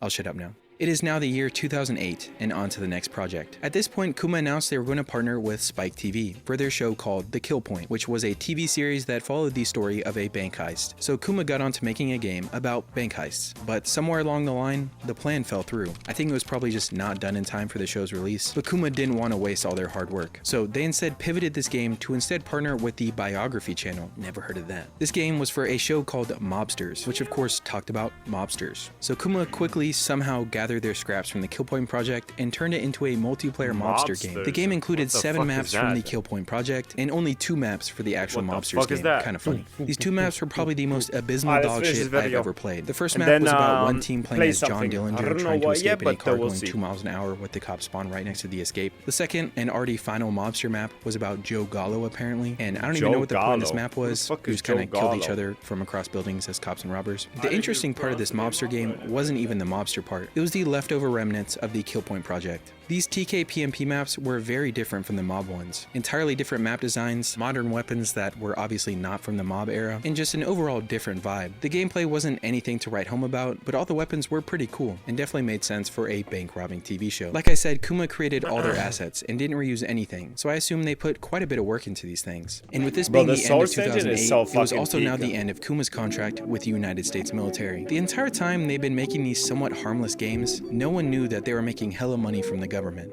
So it really makes you think. But their story wasn't quite done yet. During the year 2009, Kuma's content slowly dried up. They were mostly done releasing all their game-isodes to keep their fans entertained, which thankfully I did not have to wait for. Bro, I remember watching like fucking 2 videos 2 years ago or some shit about like Half-Life 3 being like close to release and all this other bullshit, but like obviously that's not the fucking case. And I mean shit, they've been coping and saying that for the past like what, 20 fucking years, so yeah. Are we ever gonna actually see a Half-Life 3? I don't know, man. I do not know. Maybe at some point. I wouldn't put my life on it or anything. I wouldn't bet my fucking anything on it, but shit, it might happen. It might not. Probably won't. But yeah. I would definitely love a Half-Life 3, obviously. Half-Life Alyx was... I still need to play Half-Life Alyx, dude. I still need to do that. For all their TV sponsorships, Kuma decided to take a break from them. The year was now already 2010, and arguably way past Kuma's peak, so they decided to have some fun with their next game, I guess. It was called National Bloodsport. Na na na na na na na na na na na na na na na. Bro, Revolt has to be one of the best games ever made. Like, brother, Before I had Mario Kart, I had Revolt. Holy shit, This game was what actually a pretty banger. cool. In fact, National Bloodsport was a remake of a pretty popular 2007 Half-Life 2 mod called Revolt the Decimation. The premise of the game was a decently large-scaled first-person PvP up to 8v8, where you fight in these odd two-stage game modes. The clutch game mode needed a team to capture a middle point, and while still in control of it, go and capture a final point near the enemy's base. If the enemies gain control of the middle point anywhere in between, the fun starts again. The Gridlock game mode was similar, but in reverse. It had a team capture a point near the enemy base, and have to slowly progress these lights until they made it to their own base. The gameplay was a bit more nuanced, of course, and kinda sad that it's now completely dead. These types of game modes definitely relied heavily on teamwork, which is why it would never work nowadays, as no one can beat TFO. Of course, the game itself wasn't unique. Like I said, it was a remake of a Half-Life 2 mod called Revolt the Decimation, which was actually abandoned by the developers halfway through Oh, is that why you played the Revolt song? Because of Since Revolt Half-Life 2 mods Decimation? were at this point already on the decline, and then it was most likely sold off to Kuma for them to finish themselves. The lore for the game is pretty interesting as well. It takes place in an alternate universe where the Nazis won World War II. Oh, no. For the Nazis' entertainment, they would send Americans in a messed up, twisted version of American football to fight to the death on live television. What the National fuck? Bloodsport. The game had a cool weapon system which was meant to keep things as balanced as possible. Everyone technically had the same gun platform, but I don't think the Nazis had like an issue with the Americans, no? Like, and burst. I don't think that's how that works. But for something that was trying to be as balanced as I don't think that would it like didn't do that great of a job. Like, this just doesn't make any like sense, you know. Speaking, obviously, you know, if the Nazis would have won, they would have taken like Russians or Ukrainians or Polish, definitely not Americans. Some of But the I don't guns know, were just man. inherently better Thank than fuck others, they and didn't. there were Holy M14s shit. spread around the maps, as well as random M202 rocket Bro, launchers, imagine which how I thought different the looked world eerily would be similar to today. the M9K. How many of us that are alive today would have never been born, or would have been born in such different circumstances if the Nazis won World War II? Animation, but I did double check, and it's not. But there's nothing remarkable about this game. There were quite a lot of maps, but most were taken straight from the Half-Life 2 mod, as well as pretty much everything else about this game. So Kuma was not very original with this one. They even took the entire plot from the mod as well, so shout out the actual mod developers, who hopefully got a bag from selling it. Kuma's only other self-made game was about soccer, interestingly What the enough. fuck I'm not is entirely this? sure when this one was A made, source but it did game? come in the Football list of game? archive Kuma games I downloaded. By the way, if you want to try any of these yourself, I'll put a link to all them as well as my sources in the description. Dedicated It seems that this game was Predator. never good enough to make it Oh, out of beta, hell no, apparently what by is this giant shit? beta. The gameplay was as funny as it looks. Classic default source running animation with a few other custom This moves as shit well, looks like a so slide goofy, tackle, what the juggle, fuck? evasive move, and yeah, that's it. The only things of note This are shit the looks dookie so from Porta goofy, Potty and bruh. the insane goalies this game has. I don't know what caused the physics bugs for these goalies, but they could chuck the ball all the way to the other side to the other goalie at Mach 5. So you'd sometimes be stuck in this infinite Bro, I loop hate in when the my middle nose that itches. you It's could like do one of the nothing worst about. thing ever. Pretty And like hilarious, when but it itches obviously on the unintentional. inside is like even worse then, because like, It oh also my took us, like, fucking a solid god, 10 bro. minutes with these insane super goals Oh my to god, it's actually so make our very annoying. first It's goal. so annoying. It's so annoying. Now we make it to the year 2011, the year of Kuma's final Source Engine game. Can you believe it? This final game was actually done in partnership with Animal Planet for their new What the TV fuck? series called I, Predator. The point to put the viewer in the perspective of a predator on the hunt. And the premise of the game was pretty similar as well. It was PvP though, with one player as the predator and another What? player as the prey. Actually kind of a cool concept that wasn't executed horribly. Just didn't work the greatest on the Source Engine, especially That the shit movie. looks The Lion goofy, vs. yeah. Buffalo map was probably the lamest, as it's a very small map. Both teams have to maintain food and thirst or you'll die. Which for the prey that's pretty easy because you can eat grass. But for the predator, the only way to eat is to get your hands on that nice juicy prey. Once the predator finally Yo, this attacks, shit is both teams so go off in goofy, a what bit the of a fuck? power struggle, which is just a quick time event essentially. And once the predator wins or dies of hunger, the teams switch off. The better executed map was a cheetah versus a gazelle. The map This was looks much so larger this stupid, time, what with the the cheetah fuck? even being able to go pretty much invisible in tall grass. The only problem, the cheetah had hardly any stamina that could only be replenished by drinking, and I don't know if this was a bug tied to frame rate or something, but look how fast the cheetah's hunger goes down. This is real time. Not once when me and my editor played did either of us win as the cheetah. The gazelle was so fast and had more stamina than the cheetah, which yes, I understand the point was to hide as a cheetah, but that didn't really matter when you starved to death waiting there. So I feel yeah, like the best this map in my is- this opinion is a was the 1v1 final type one, of which game, was a no? shark versus a cute little seal, which yes, gets a bit gruesome. This map Well, worked this is like much better. The depth. seal only has to eat little fishies every once in a while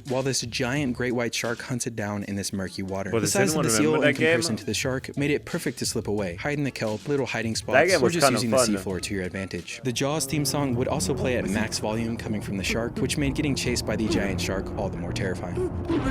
Kuma's real final work on the Source Engine came in 2011 as the final game episode for Kuma War 2 multiplayer. Bro, the Bully soundtrack has to be so, like, it has to be one of the greatest things ever made, dude.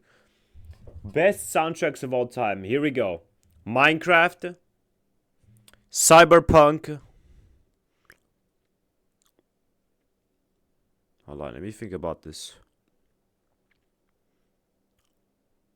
Witcher 3, Bully. There you go. Was released. This was a recreation of the assassination of Osama bin Laden, having one team defend him and the other team as the United States going in and killing him. I think we all know which team won. After this, Kuma kind of fell apart. They stopped making new content at this point, probably because 2011 was also the year of something very interesting, probably the reason most of you stuck around this long.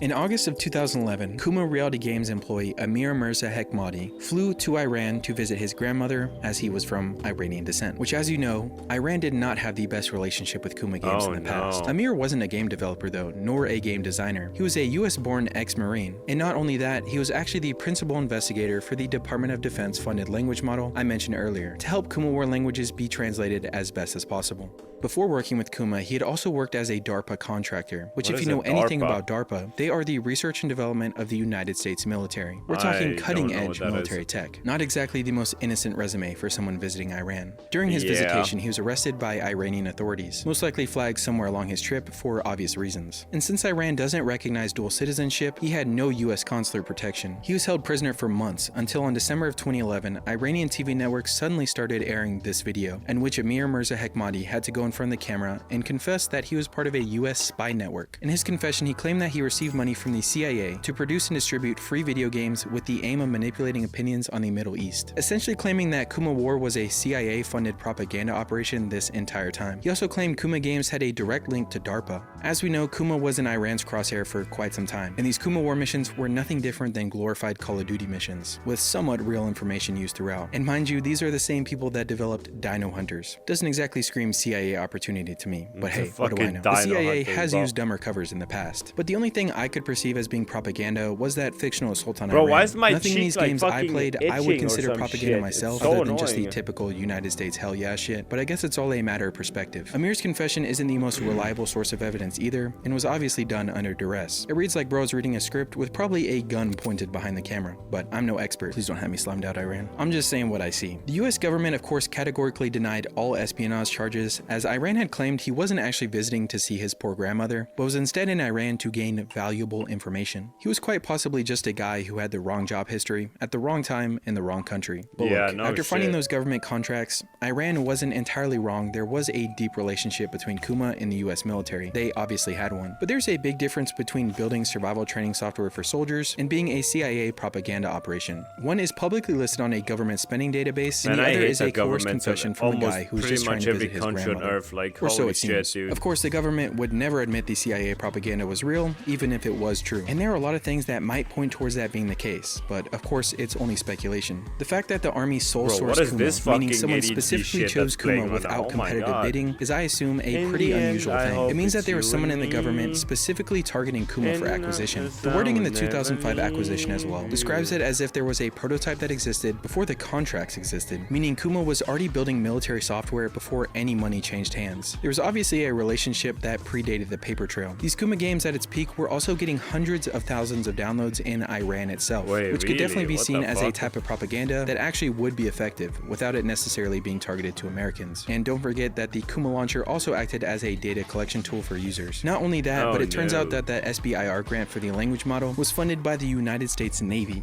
See that contract number there, N00014? That's for the Office of Naval Research. Now, why would the Navy be funding language training for a video game company making Army training simulators? The Navy and Army are separate branches with separate budgets. Having both branches funding the same small company is a little strange. This could be explained by the fact that one of Kuma's very first investors and board members was this guy, a retired Marine Corps Major General named Thomas Wilkerson. He graduated from the Naval Academy, was a Top Gun graduate, and commanded over 100,000. Are the Marines part of the Army or the Navy? Or both? Marines as the commander of the Marine Forces Reserve. After he retired in 1998, he went on to become the CEO of the U.S. Naval Institute, which is basically a giant networking hub for the entire naval establishment. Only the most prestigious members of the Navy and Marine Corps were allowed look at him, Not he's so only that, but cute. he eventually became the team leader in the White House's Office of Science and Technology Policy, Entrepreneurs in The Residence fucking program. White House. So you've got a guy who knows literally everyone in the Navy and Marine Corps, who has his name attached to a small New York video games company making war games. Whether he was the one making the calls and opening doors for Kuma to get all those contracts is a real possibility. It's a little hard to look at all this and just call it a coincidence. I've confirmed at least $1,516,539 across separate contracts from 2 different military branches, and Kuma themselves confirmed that they had experience with multiple training projects for USA CASCOM, meaning there still might be some more out there. It also makes you think, if Amir Hekmati was ex-DARPA, ex-Marine, and the principal investigator of a Navy-funded project, shouldn't he have known better than to go to the country as targeting? There's just a bunch of weird stuff going on, but I don't know. And honestly, we will probably never know. I'd like to hear what you guys think. The month following Amir Hekmati's confession in January 2012, he was sentenced to death, but thankfully the sentence was later overturned and he was eventually released in January of 2016 as part of a US-Iran prisoner swap, so he had been held for over 4 years because of Kuma Reality Games. After all this, Kuma was clearly not the same company they once were, and things were about wrapped up for Kuma. In 2013, they officially announced they were ceasing production of new game titles altogether, but of course they weren't done. In 2015, they rebranded to Kuma TV, pivoting away from the Source engine and trying some new things. Like they released this really shitty Ice Road Truckers game, which actually was a real thing surprisingly. A game that was essentially just a trucking Subway Surfers, which was a far cry from the games they used to create. They also released a couple other games that just weren't of note, honestly. And lastly, in 2017, they made this weird game on Unity called Space Epic Untitled that doesn't seem to exist anymore and was not doing very good. Their genius idea for this game was to use phones as a controller, which there would be a pilot using a real game controller, an engineer that would do something on their phone, you'd probably give this role to the most useless person in the group, and a gunner that would use their phone as a controller to shoot things in 2 FPS. The idea obviously did not seem to work, and this is the sad ending of Kuma Reality Games. Quite the send-off. I know these Kuma games are quite nostalgic to people who are into PC. In theory, that sounds kind of cool, but then you actually think about it for more than 5 seconds, you're like, okay, no, that's fucking brain dead. Who the fuck thought that was a good idea? Games of the early 2000s. Oh, why do I feel Sadly, so I was too busy being a dumbass little kid to have enjoyed them. But hey, if you did, please let me know in the comments your experiences with them, because I'd love to hear how much people actually like these games. But anyways, if you're just like me and love these weird, obscure Source Engine games, please consider subscribing. It is what it is, you know. And some of you noticed as well that I missed the Alex update in my last video, and you're completely correct. But here she is, the Alex update. She definitely does not look like a Lynx Point Siamese anymore, so maybe I got scammed, but I still love her, and she is still a silly Billy and doing great. As I write this, she is snuggled up in her tree, resting from being a crazy cat. A silly Billy. But as always, make sure to subscribe and like this video if you liked it, and if you didn't like it, go and leave a comment why, and I'll try to do better.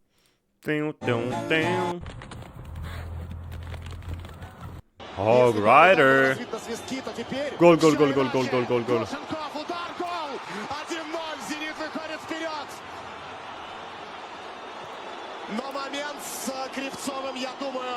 No, man. Wait, is his team winning or losing? I don't know. No, poor guy's stuck. Look at him go. The poor little guy's stuck, man. For the past 20 years, Danny Holcomb and his wife Sue have kept a secret from their son. Sue Storm. They have never told Ryan, who has Down syndrome, that there are some things in life he will never be able to do. Hello. Which is why, when some of Ryan's friends left for college last year, he just figured he would go too. And then he started just telling people he was going to go to Clemson. Did you brace him for the disappointment? We kept telling him, yeah, but he continued. Aww. Since Ryan wasn't getting the hint, they let him apply. The letter from admissions arrived a few months ago. Danny and Sue recorded this on home video. I got accepted? Yes! Aw, man. It's crazy. Are you happy? Yes! Are you still just as happy as you were that day? Oh, yeah. Last spring, Ryan graduated from the Clemson program. Well, he graduated. Danny W. Holcomb Jr. Holy shit. You can do it. For the past 20 years. Damn, that video is a fucking W. That's also W. It's getting dark, too dark to see. Two sides of the same coin. It's getting dark, too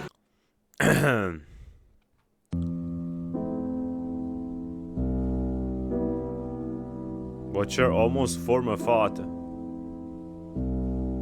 He's like, do I want to think? Nah.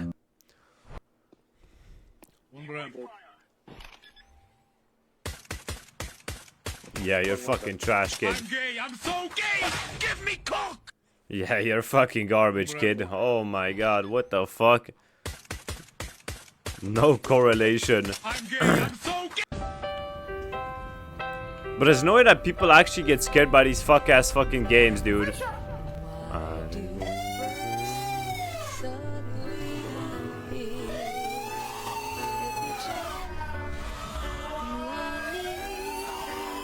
What is with this fucking siren in my ears, bro?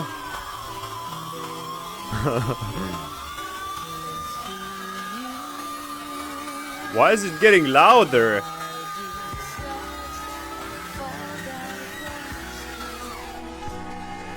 Okay. Bro, it wasn't that scary, like, holy shit. 4 minus 998. What the fuck? Shy. Sit. Shy. But that's a demon, what the fuck? There's a rock behind me. They call it a Chinaman's hat. Very racist. Why? I don't see how this look at all like a Chinaman hat. You know what I say? It don't look like a Chinaman hat. Man looks like some kind of hat. Not Chinaman's hat. Okay. There's a rock behind me. They call it a Chinaman's hat. Very racist. Why? There's a bird in your ear, dude. Look at all like a Chinaman hat. You know what I say? It don't look like a Chinaman hat. Man looks like some kind of hat. Not Chinaman's hat. This. Dun, dun, dun,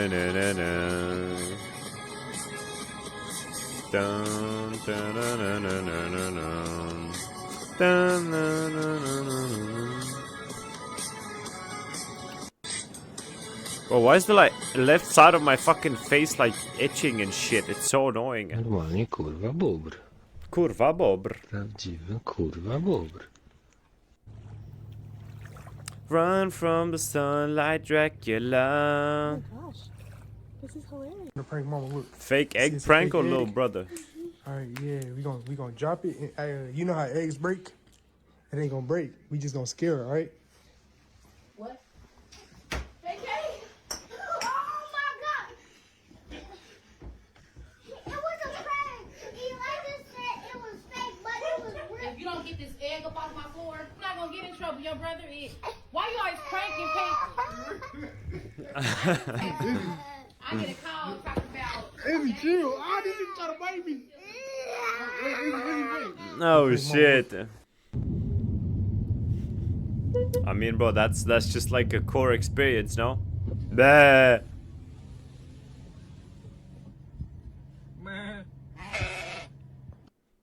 Okay. Understandable. Have a great day. Hi, Baldy. What's up, buddy? Sit. Sit down. He doesn't know sit. Yes, he does. Oh, shit, he does. Yeah, he does. Good. What the fuck? Bro, how does that even happen? I don't even eat cottage cheese. Okay. Like, there's just too much happening, bruh. Like, there's just simply too much happening on my screen. Fortnite move. Oh, do it again. Fortnite move. Fortnite move, bitch. Bro, remember when those were the fucking emotes people used to do, bruh?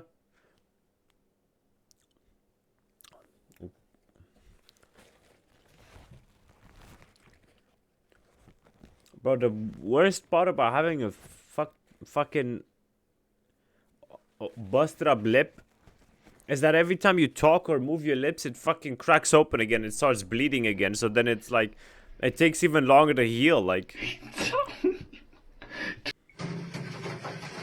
damn.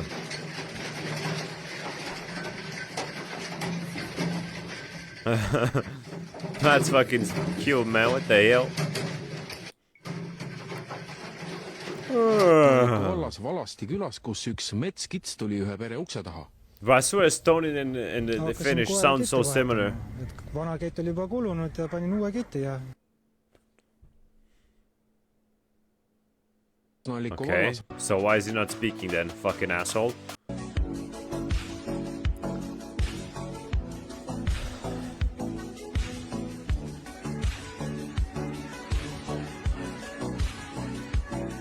Aw, that's cute. Just another day with my awkward dog. But he reminds me of Beetlejuice for some reason. You, would you be mad at me? I don't even. What the fuck? Bro, and he's doing that in a police, like, place? What is it? What do they call it? Police department?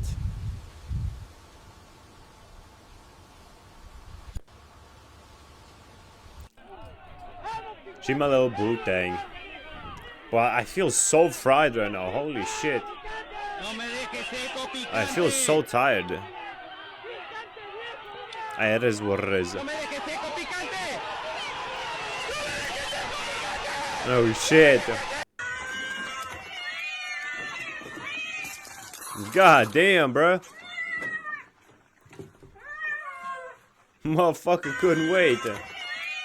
Well, that one is getting disowned. Fucking greedy, gluttonous fuck.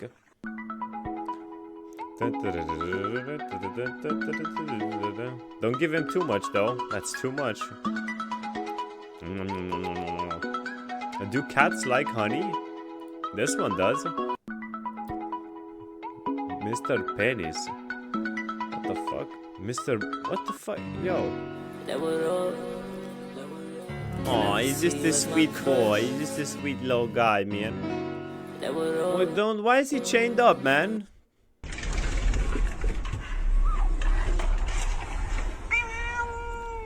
Hello. Bro, sleeping like a little baby. Look at him. Good morning. Hello. So many cat videos. Holy shit. It's not your birthday, boys. I'm Arion's birthday. Okay. Holy, look at him. Yippee, yippee, yippee. What even is that? Is that a gazelle? What's that pattern it has on its back? Is that rare?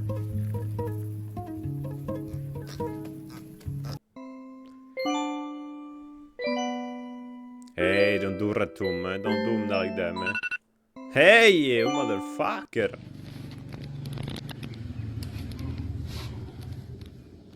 Look at all the kittens. Can I make my phone call? Do I have rights? Can I make my phone call? Who you gonna call? Huh? Who you gonna call? Your mama. All right, get your ass in the car. Okay, Can I make my phone Your call? mama. Okay, stopp. Das musst du hören. Rap. Is it illegal to say that? Dá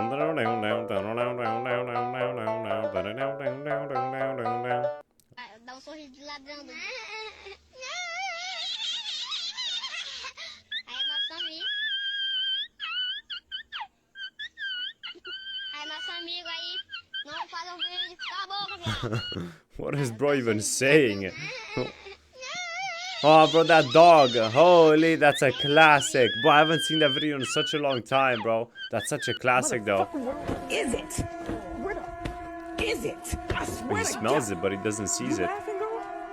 You trying to laugh? Motherfucker. Okay. Oh, so that TV is way too low down, is it not? Bad word, papi. Para po sa ito, Sir GR. Yo, chill out, man. What the fuck? Bro, there's a fucking boxing bag right behind you, bro. Punching bag, whatever the fuck. There's one right behind you. Why are you punching a fucking log?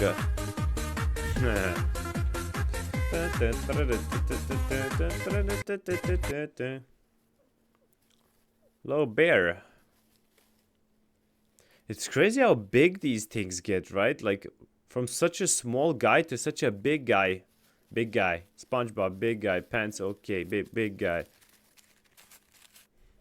There's Mr. Jingles today, guys. He's Mr. Jingles? Kermit, you are not a part of the Avengers. Get off the screen. Kermit, you are not a part of the Avengers. Make me sweat. Make me water. Make me lose my grip. Make me harder. I don't even know that's the fucking lyrics. Hey, son. What's up, you little distinguished gentleman? Oh, who you winking at? Ooh, give you a little wink. Stinky.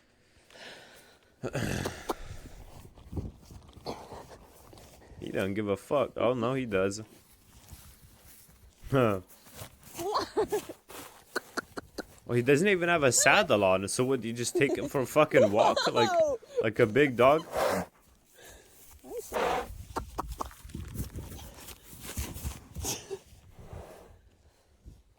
Oh, that's cute. Do you live in an old Windows computer? Wait, true. I just noticed how beautiful this is. Like, the sky, the weather, the path, everything is so beautiful. She's got Herb's premium subscription. Yeah, like, look at this shit. This is fucking gorgeous. Whoa!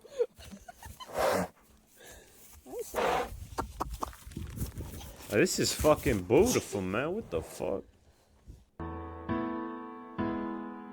Oh. Oh. Oh. Oh. Fuck ass dog, bro. Fuck ass dog. Say thank you.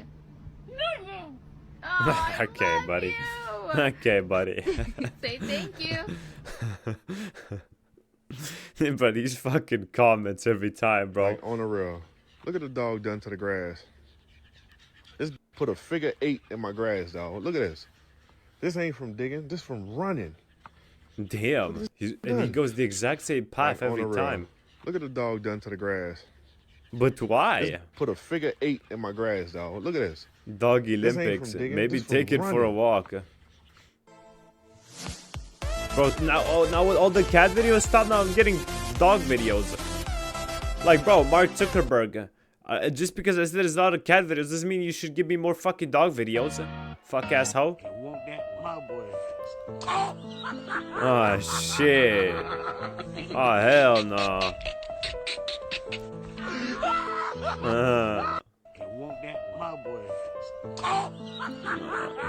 Oh hell no. Boy, what in the... And hiding now we'll go. Wait, true. What the fuck? To the highways, to the shadows, to the highways. And I know we'll go. Through the wastelands, through Wait, the true. What the fuck? Dylan, where are you? Dylan.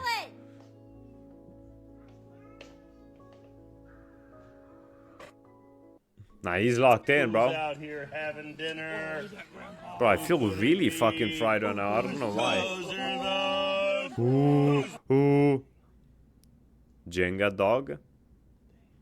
He's such a good boy. Give it! Give it some!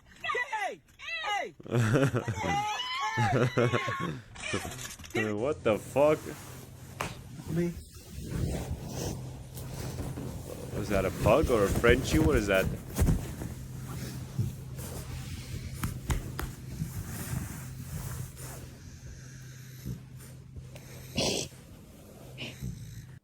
Okay. That's nice. They seem fucking happy. I'm so happy they are, man. I'm so fucking happy for them. I'm so happy for them. I'm so happy for them.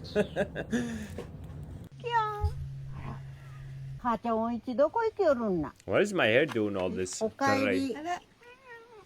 But I feel like fucking falling asleep right now, bro. Like,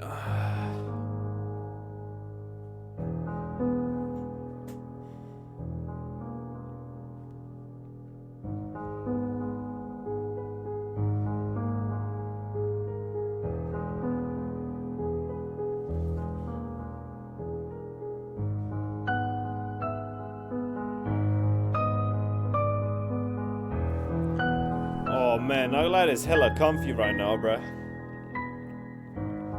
I'm gonna lie, it's hella comfy right now, bruh.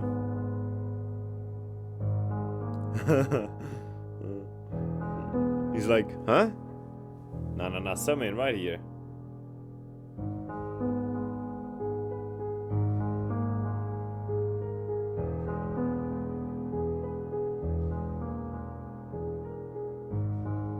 He's drinking the water. Oh hell no. Let me go for a walk. I am going to go for a walk right now. It is time to go for a walk. Holy shit, he's so happy. Look at him.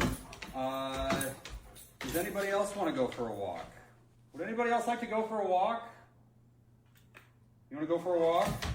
You do? You want to go for a walk real quick? I don't think he does, man. I don't think he wants to go for a walk. Yeah? You want to go for a walk? Let's go for a walk. What the hell? Alright, let's go for a walk. Okay. I don't think he wants to go for a walk, man. Crazy. Scratching. Sports cars. I like potatoes. I don't like tomatoes. This song is so ass, bro. Cause I'm on a mission. Lazy. This song is so ass, by the way. What the fuck happened? Did Bro bust a nut on him? What the fuck?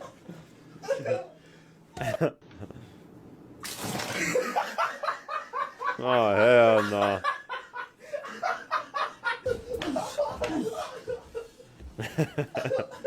What the fuck? Please wait 100 seconds for boobs. How did they make gifs like this long though?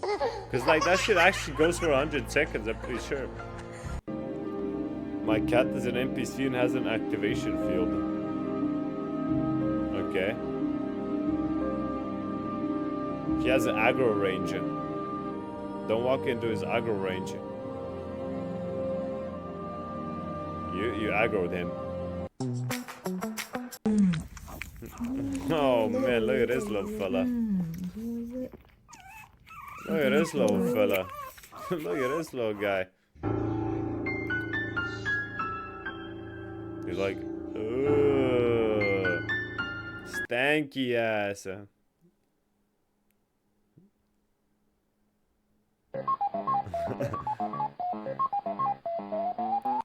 That's a cute guy. Is that what American ovens look like? Surely there should be some sort of cover or protection above that, no? Hey, Michael! He's gonna fucking... Okay. I'm going to reveal my face in 3, 2, 1. Okay. Alright. Okay, alright, bro. Whoa.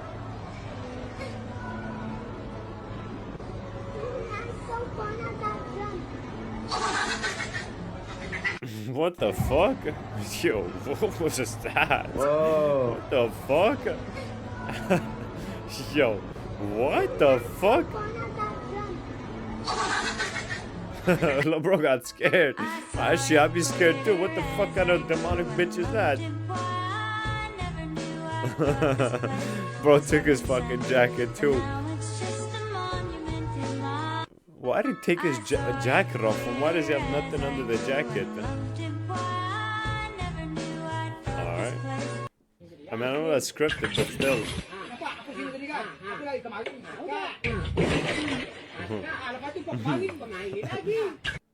I think the gist went too far, man. What you eat? Apple juice with cheeseburger and fries. Who make it? You, my mom.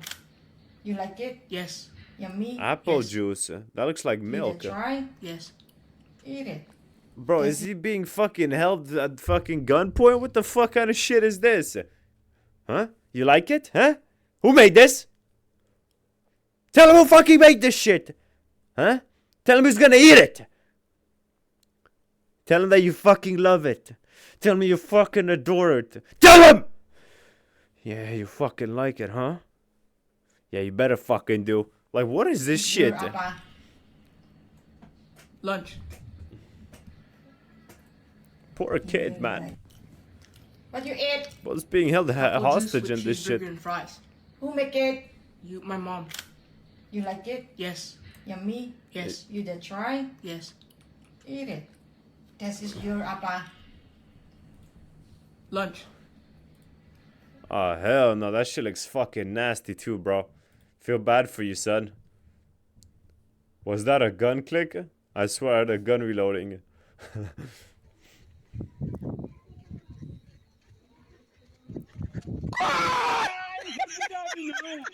What the fuck?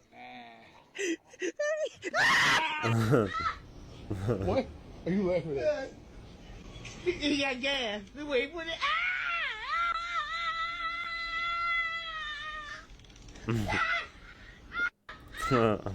What? Auntie tweaking. Around because you love me so, and this I know for sure. Okay.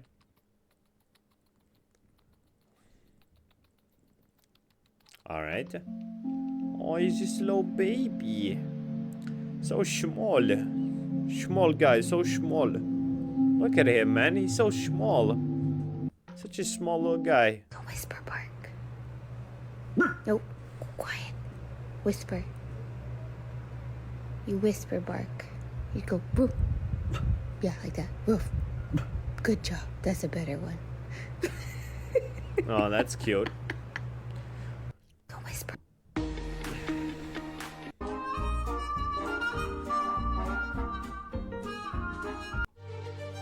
Oklahoma principal stopped school shooter named Prom King. Oh shit. W means.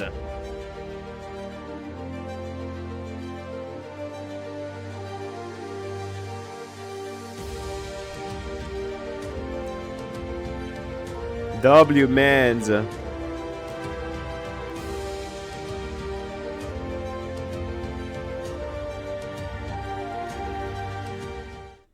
True American hero right there. They understand and appreciate that he literally was willing to die to protect him. He's gonna be there for the rest of their lives. W mans. And guess what? Guess what he fucking got as a welcome for this? He got a fucking cookie and a apple juice, bro. That's it. And he still has his shitty ass monthly salary that they give you in America for a teacher, bro. Bro's getting fucking scraps. Like.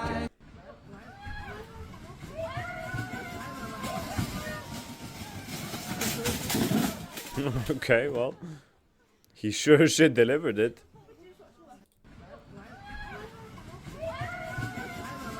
Oh shit, I'm about to get fired. Opa, he's like, oh shit. Oh, that was me? Oh, my bad.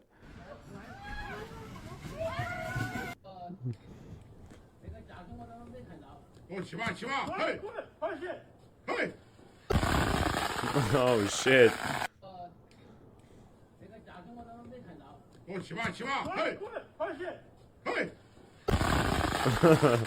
You realize, wait, all of that is just firecrackers? Oh shit. I thought I saw you. Oh damn, hold on, let me break it down for you real quick. Bro said, hold on, let me break it down real quick.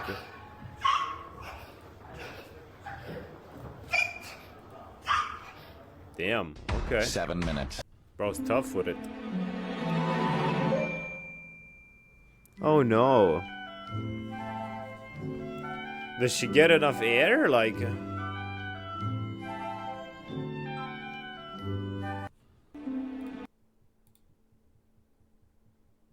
But as soon as she saw that it's on very warm day, so I guess she's just being odd.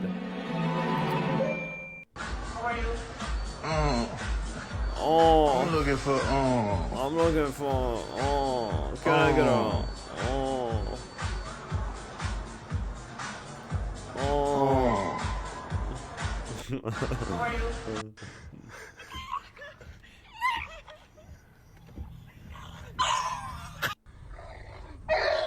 Oh shit, I was terrified. Oh, so where the fuck is this? Is this like fucking Boston or some shit?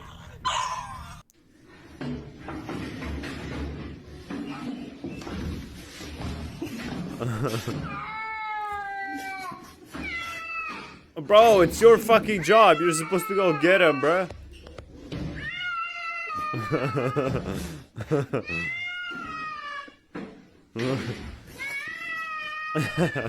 He is not happy, bro.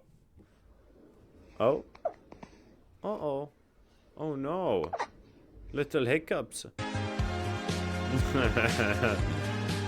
That's a great video. I like that video. Holy. Nah, that's tough. What kind of SCP is this, dude? Trying to fight. Ain't alright. You want a lemon? What's this Mr. Penis shit, bro? I don't think he wants that. He's like, nah, man, keep that shit to yourself, bro. Wait, he still eats it, no? Oh. The betrayal. How could you do this to me? He spits it at him. What the fuck? You want a lemon? Get out my oven! Go to your room. Like, what the fuck am I watching, bro?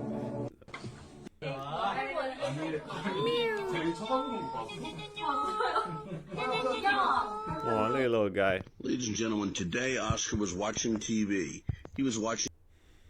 And to top it all off, look, we got a fake ass McDonald's in Africa. The fuck is that? That tells you that's fake as fuck. And to top it all off, look, we got a fake ass McDonald's in Africa. I already know he got sent there as a punishment. That tells you that's fake as fuck.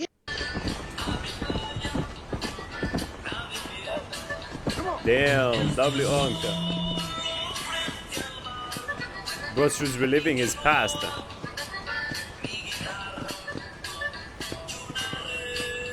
You're a good man, Arthur Morgan. You're a good man. Like, bro, when you think about it, it's the whole story of Reddit 2 is so fucking sad. Because no one escapes the cycle, dude. Everyone gets caught back up in it, bro. Like, even at the end of Reddit 1, when John dies, what does Jack do? He seeks out revenge, and he becomes like his dad. You know? He goes after the dude who killed his dad and, you know, continues the cycle of being, you know, an outlaw, a criminal, a murderer.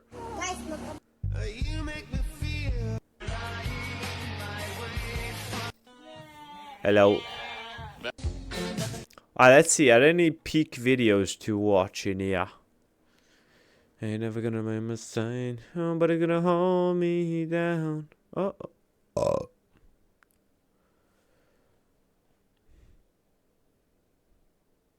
Maybe like these two.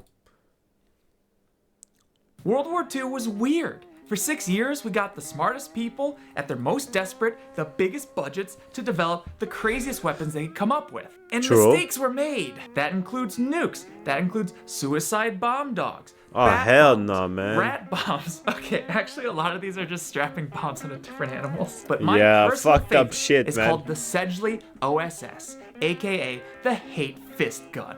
What the fuck is that? 2009 film Inglourious Bastards. That's right. This was an actual thing that actually existed in World War II. Champagne. In fact, the most original part of this scene is the gloves being this useful.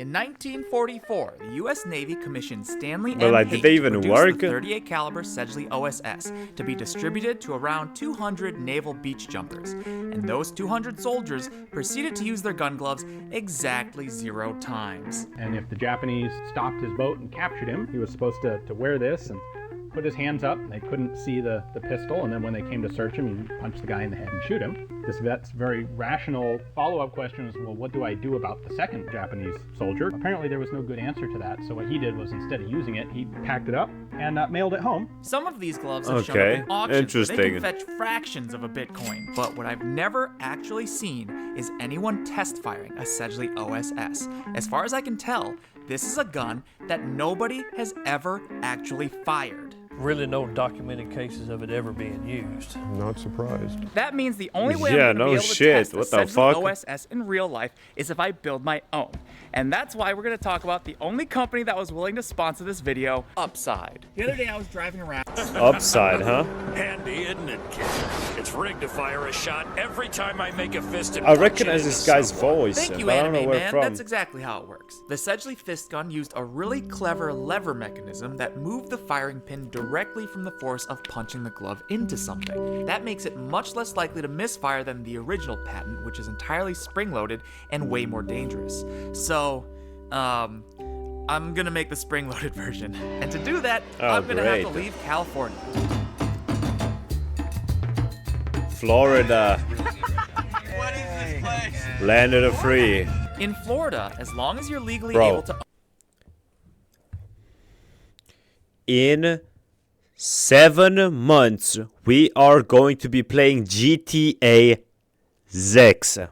own a gun. Your buddy can Holy lend you shit. his gun without going through a licensed dealer. And this is my Florida buddy. Bro, the I've been backyard waiting scientist, so long. and Like, he since, has like... a Bro, I've genuinely, like, ever since I played GTA 5, like, in 2015, 2016...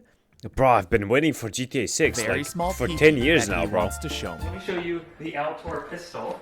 That this is just a totally, just kind of a joke gun. It's a single shot little gun, and the whole thing is, this is like $100. To fire it, you literally pull the hammer back and let it go, and that's how it fires. This is actually a real gun. It looks like It's a real gun. It looks like a toy. This is the Altor 380 pistol. What the fuck? Wait, no, sorry. That's a hot glue gun. This is the Altor 380 pistol. It's a That's a 38 caliber pistol? single shot handgun with a 2.9-inch barrel. The Sedgley OSS That was just a 38 seems caliber terrible. single shot handgun with a 2.9-inch barrel. Do you see where I'm going with this? That seems like is a that like terrible all those punching fucking things? idea. He knows. He knows all about it. Are you trying to assassinate Abraham Lincoln? I think someone already got to him. Do you think if I use this, I'll explode my hand? Nah, probably not. Why probably? What's the biggest animal you think that you could gun punch? Maybe a Nazi, because it was World War II era technology. Do this and open it. That's the firing pin right there. So you've got to put the bullet But in. like, surely Dude, this is they- so easy these to have actually... to have been tested, right? Like, someone had to have used one of these before. Like, probably not on a human or whatnot, but like, surely someone used it, no? Like, come on. blow up in your face because you have to They had rest to the have. firing pin up against the bullet. So like if I hit this and let it go, this would just explode. It kind of looks like Florida too. You see that? Oh, that looks horrible. That is just so incredibly Alright, so this unsafe. just goes on. That is Boom. so incredibly unsafe. What? This is the worst gun! Oh, I did it! It worked. Holy crap! Why'd you have an issue in the first place? What happened? I don't know. I pulled it all the way back and I let it go, but it just didn't go off. This gun is a nightmare. Oh, man. Like, you have a higher chance of fucking shooting yourself than anyone with that. Like, what the fuck is that? That genuinely just shouldn't exist. Like, what the fuck? I mean, it's not bad. Like, I was afraid that this gun would Bro, just, like, that reminds me... This makes me think of that one small-ass gun that was, like, in Battlefield 1. That bro picks up like this and shoots tick, tick, tick, tick, tick. No, I did that wrong. Imagine how Oh, much more no. accurate I'd be if I could just do this. It's hard. Oh, did you mean to do that, Pete? Not right away.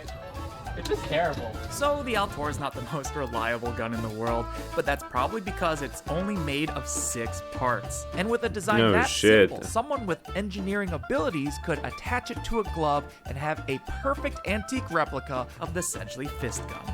And now, I'll show you step by step exactly how to do this. First, you're gonna need some Okay. Yeah, I don't think it's very legal to, like, show how to build guns, is it? So Kevin, where are we? So our friend's neighbor let us use his range because he has a range that he shoots high powers. This is a range? Well, it's a pilot. You call this a range? Kevin? This is a Florida man range. It actually turned A out Florida really good. man It is range. literally the same footprint as the original Sedgley OSS. This is as close as anyone is gonna get in like the last 70 years. Now, I'm ready to test this, but I'm not gonna be using my hand to do it. Instead, I'm gonna Why build this not? hand Are you a analog pussy? with this stick and these hot dogs. Because if it doesn't hurt a hot dog, it's like not gonna hurt my hand. Ew, why does it look like that? Really bad. You ever try to put gloves on when your hands are wet? Now imagine that it's someone else's hands and also their fingers are hot dogs. So now we just put this in, and now the gloves aren't gonna get all hot dog juicy. You think it's gonna survive or you think it's gonna explode? I think it's gonna explode. Alright, I'll take that it survives. I think Hey, it's. hey Alan. I'm gonna shield my eyes with the Okay, camera. 20 bucks. Safety bolt right here means it won't fire. Goes in right there. Is that a 9mm? No, it's a 380. Bam. So now it's unsafe? It is now armed. The arm Why are is they armed. standing so close to it? I wouldn't trust that. 1. Whoa! Oh, it worked! All right, everybody check your body for holes. It's got holes in them. There's lead in that water, Peter. Don't drink that. Is that the entrance there? Oh! 100% okay. Dude! Yeah, that's It, great. like, it just ruptures the water up and out and like That's it fine. just punched the hell out of the water. and Damn, didn't break the okay. hot dog. So now that I'm pretty sure I won't break my hand, it's time for me to become the first person in history to use a Sedgley OSS. Dude, I don't see any Like, deformation. why not just, I don't like, see any... what's the point of this? Why not just have a fucking gun or something, dude? Like, sure, I get it. Oh, hands up. You're not gonna see me. Oh, you come close. Dush! But then, like, you know. cracks? Then I think what? This is just good to go. It looks safe. It looks safer than it is. No, it's safer than it looks. That's what I meant to say. Part of me feels really, really good about this. The other part of me is pretty sure that I'm about to die. First day, triangular bandage. I also have this Sam split. Oh, here's a trauma pack with quick clot in it. Apparently stuff's not that great, but compressed gauze. Let's see, we got stool softener, a ration, trauma wound dressing. Oh, I have chest seals. These are my favorite. And I also have shears too, so I can cut your clothes off. Can we wait until I get injured before you do that? So you just gotta put this in. Hey, yo, what the and then fuck you kind gotta of push clothes this would I have to in, cut off? And then you push that in just a little bit, and then you pry this, and then you push this until you hear a click, and then you let go, and now you're ready to put a bullet in there, and then screw the barrel on, and then pull the safety bolt out, and then that you can just punch does something. not, bro. You think it's faster Fuck than that. the old black powder muskets they use? No. Why do you guys keep backing up every time the gun fist comes out? Yeah, it'll be okay, Alan. And then he backs up as soon as you put a bullet in it. All right, safety bolt is out. Gun fist in 3, 2, 1. Oh! Look at that. Oh shit. Right where, oh my god. Crikey. Yeah, that'll kill a man for sure. Yeah, boy. Stop the bleeding. Peter, we're losing him. Lead watermelon. Brutal. That's the hardest I've ever punched anything. It goes in, and then pop. Wow. And then the Oh, recoil shit. just launches the whole thing backwards, and the plunger stays in the same place. Kevin, why are we filming this on a camera? I believe that we have had a technical failure that I have nothing to do with. He dropped the 5,000. Technical failure that I have nothing to do with. He dropped the $3,000 camera, and the SD card stopped working. Oh man. This is my hat. You gave it to me. This is my hat. You said I Oh man. My hand right now, like it honestly is Ram better wrench. off than shooting it when it's in its stupid pistol form. Oh, Like, really? It actually doesn't it doesn't feel like anything actually. It just goes straight back. Exactly. It works so much better than it deserves to. Someone on Instagram did point out this kind of looks like Captain Falcon's glove, so I think it'd be kind of a crime if I didn't do it. Falcon! Who the fuck is Captain Falcon, bro? There's a joke in here somewhere. No! Oh hell no. Don't eat that! Gotta be a joke in here somewhere. Hawaiian punch. What do you think? 3, 2, 1. Oh god, look at the red. Oh shit. Did you get him? Is that me or is that the punch? Can someone do a quick hole check on me? Bro, like there's no way. Bro, just look at the fucking color of that drink, dude. How much red 40 is in that bitch? Oh my god. Bro, that's enough to kill a fucking man. Holy shit. Nah, bro, American food and drink food is not real, bro. Like, that's not real. What the So we're fuck? doing some preemptive measures here because Kevin's going to try it. Well, on the plus side, when Kevin's hand explodes, it'll already be tourniqueted. Yep. All right. Not try it. How's the pad feel underneath there? There's like a little... Yeah, you'll be fine. I'll be fine. Yeah. 3, 2, 1. Whoa! Boom! Nice. That looks so good. Yeah. It looks like a battering ram. I don't know if I should do it or not. What, anthill? Should I punch the anthill? I've had time to think about it. It might not be a good idea. Why? Because it's just gonna explode ants everywhere. Anthill, anthill, anthill. I'm back here at scientist. I'm gonna punch an anthill. Woohoo! Oh! But just shot the It ground. turns out that the Sedgley OSS would have totally worked if anyone had ever bothered to use it. And so, just like a real World War II soldier, I left the Sedgley behind and had Kevin destroy it. You're welcome, Florida, and thank you for watching. That worked Interesting. out so much better than it really should have. So, Yeah, that actually worked pretty fist bump? fucking well. What the hell? Yeah, it's that time of year again. It's time to come. Okay, I'm not going to do that, but thanks for the offer. Ryan's World made his parents over $34 million at just Damn. That's fucked up. old, but Like, now- surely if he sues them, he gets all that money, no? Like, I mean, let's be honest, they did exploit the fuck out of him. He was a 4-year-old child. Like, he didn't want to do all this shit. Bro, they had him doing, like, a full-time job. Because, bro, they had him pumping out videos like crazy. Like, this is a full-time Now, job, 10 dude. years later, their entire empire is crumbling. A multi-million-dollar movie that completely flopped, being investigated by federal authorities for misleading children, and Ryan himself, now 13 years old, making it very clear he children, and Ryan himself, now 13 Wait, he's 14. years old, making it very clear he does not want to be doing this anymore. So when you look at everything his parents have done, this Oh, but I thought about the other kid. What the fuck was his name? Evan Tube or some shit. But I remember watching his videos when I was like 8, and I was like, man, shit, I wish I could do all that. His downfall, yeah, it feels very deserved. So Wait, is let's break that down how the guy Shion Evan and Tube? Leon Kaji built a billion-dollar YouTube empire off their own son, and how their own greed slowly destroyed it. So to understand how bad things got, you have to understand how it all began, because it didn't start with greed. At least it didn't look like it. In 2015. Evan Tube family. The end of Evan Tube. Yeah, this fucking kid. The pizza challenge. Bro, I remember this fucking video. Holy shit.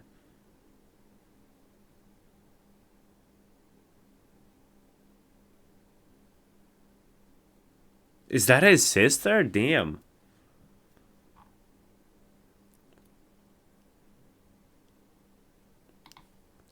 I mean, shit, it's been 10 years since, bro, like... Yeah, no.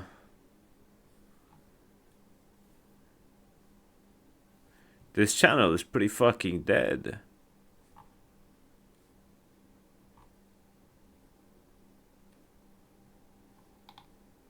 How old is bro, though? Yeah, no, these channels are pretty fucking dead. Damn, bruh. Last one we did was 2 years ago, and the first one was like 8 years ago, so it's been a while, and... It's crazy how fucking... I mean, shit, I mean, yeah, I guess. It's been like fucking... 10 years ago now, like, holy fuck.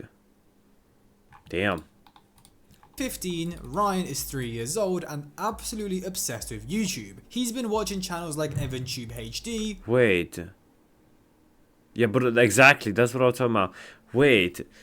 This guy was only a thing like 2015, 16? Really? I thought earlier. A kid who unboxes toys and plays games, and he tells his mother he wants to do the same thing. His parents thought, why not? So his mother takes him to a toy store, he picks out a Lego train set, they film the whole thing, and for a while, the channel grows slowly. Nothing crazy, just a family having fun. And then came the video that changed everything. A giant lightning McQueen 1.2 billion fucking views? That is actually ridiculous. 1.2 billion views is fucking ridiculous.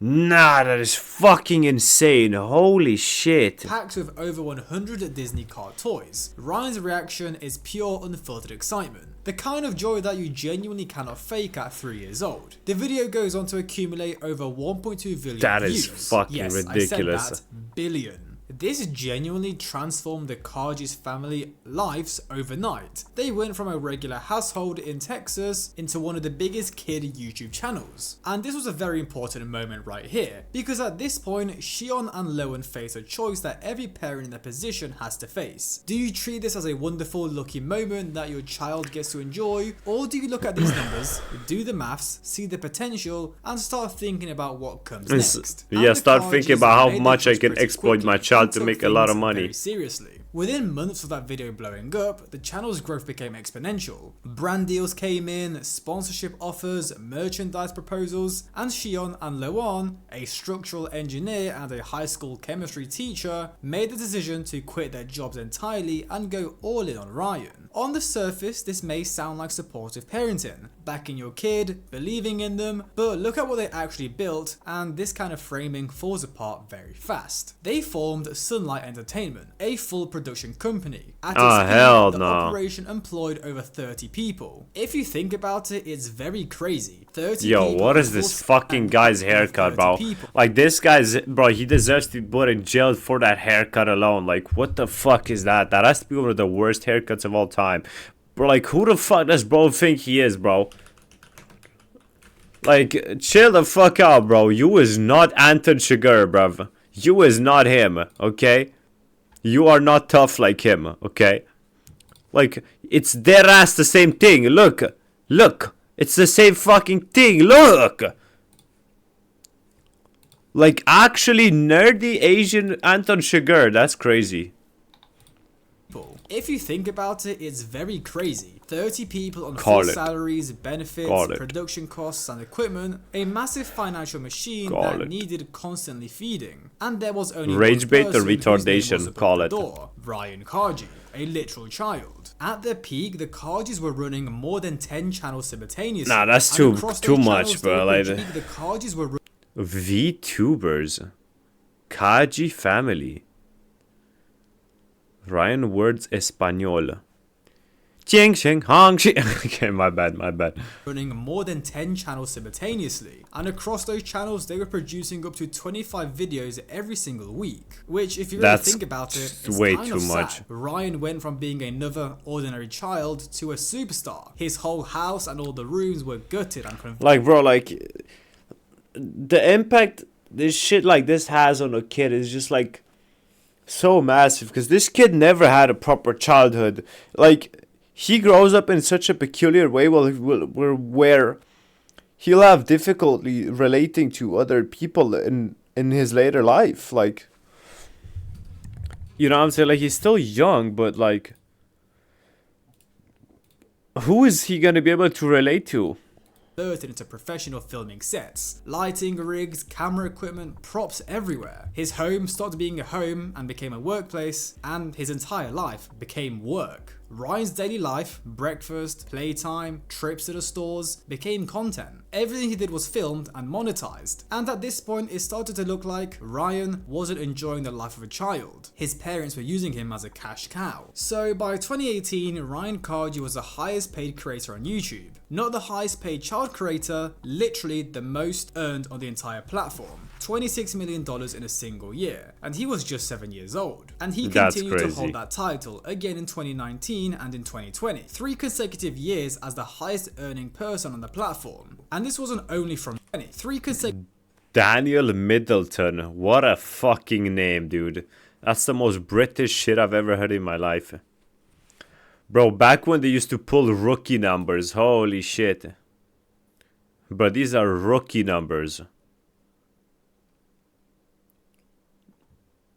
Fucking Mr. Beast pulls numbers like these for one video, dude. Years as the highest earning person on the platform. And this wasn't only from YouTube. This came from the empire of products that included Walmart toy lines, Colgate toothpaste collaborations, mobile games, Macy's Thanksgiving parade balloons, that's crazy, and many, many more. But with all these numbers about how much money they were making started coming out, things started to become very weird. Because when you think about it, $1 billion brand built on a child's face and a child's child's labor, well, there's no guarantee that this money Oh hell nah, bruh. face and the child's labor, well, He's giving his kid the same fuck ass haircut, man. Nah, this guy's a criminal for sure, bro. Hell nah, man. What is wrong with this guy? Actors in Hollywood who have had earning protections in place since California passed the Coogan Law back in 1939. I mean, he's not an actor, had is he? virtually no legal protection at all. Every single dollar Yeah. Ryan generated legally belonged to his parents. All of it. Ryan had no trust fund being set aside Yeah, and no legal that's guardian fucked up. protecting his financial interests. Literally nothing. He was the golden goose and the cage had no laws around it. And Being exploited by your own parents, bro. Like, that is so fucking things disgusting. only continued to get worse. As the channel grew and the business scaled up, the content changed. Because what started as a kid genuinely playing with toys he loved, slowly, quietly shifted into something else entirely. His videos had sponsored segments, brand deals were sneakily added into videos, and products were placed into Ryan's hands. Toys, food items, toothpaste, games, and Ryan would play with them, react to them, endorse them. And his audience, which is of course mostly toddlers and preschoolers between the ages of 2 and 6, had absolutely no idea to understand what was happening. Think about the audience for a second. These are children who still believe in the Tooth Fairy, Santa, and so on. Children who cannot read. Children who literally look at Ryan as a kid just like them. Excited and happy and relatable. Trusting him completely. This is When so Ryan picks up a fucking toy weird, and says dude. he loves it, those kids believe him. Then they go to their parents and ask for that exact toy. But the massive problem here was, these ads weren't disclosed. They were built into the play. There was no clear label, no separation between what videos were Ryan actually enjoying something and just an advertisement. And it wasn't long before critics, parents, consumer advocates, child psychologists started raising the alarm that this was not ethically right. And it was potentially illegal. So in 2019, the Federal Trade Commission and the New York Attorney General launched one of the largest digital enforcement actions in American history. The target is Google and YouTube. Oh yeah, isn't that when they introduced the thing where you have to now specifically mention if a video is made for children or not, because legally you can't advertise anything to a child, right?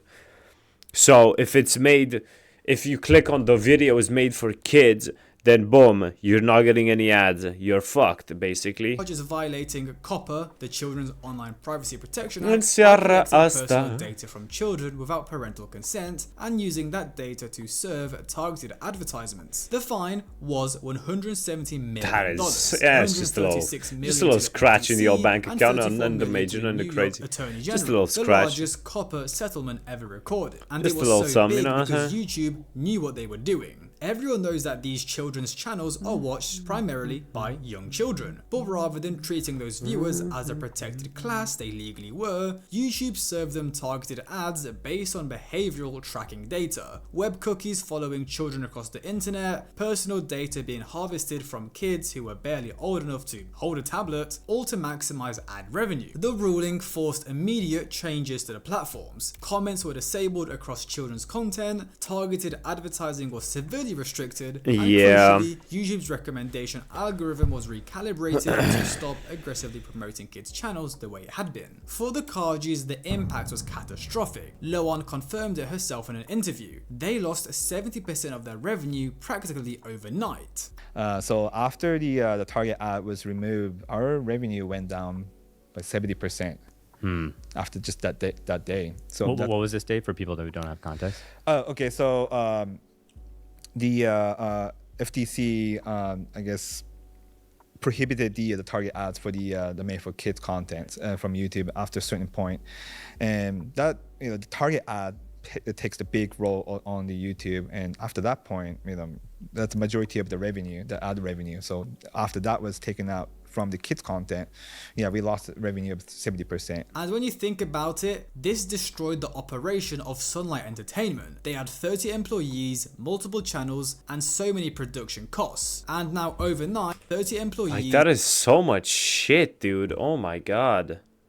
multiple channels and so many production costs, and now overnight 2/3 of his previous income completely disappears. And this had an effect on Ryan, because this meant the financial pressure went up, which meant they had to pump out more content, take more brand deals, and do literally everything for an extra penny. And around this same time, the Kajis rebranded Ryan Toys Review to Ryan's World.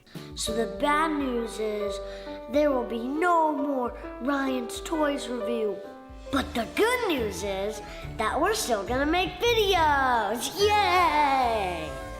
We're just gonna change the channel name, and now it's gonna be called Ryan's World! We're changing the channel name because we don't just do toy videos, we do science experiments, and we do challenges like the floor is lava. Bro, like, our kids, like, there's no way kids dead ass just watch that shit though. Like, I mean, shit, I guess I used to watch Mickey Mouse when I was a child too sometimes, but like, I don't know, man. Yeah, before I used to wake up, before I used to go to kindergarten, I used to watch an episode of Mickey Mouse, the one, you know? Yeah. As the channel growing and evolving. Hot dog, hot was diggity more dog. damage control. Mickey. How the fuck do you write Mickey Mouse?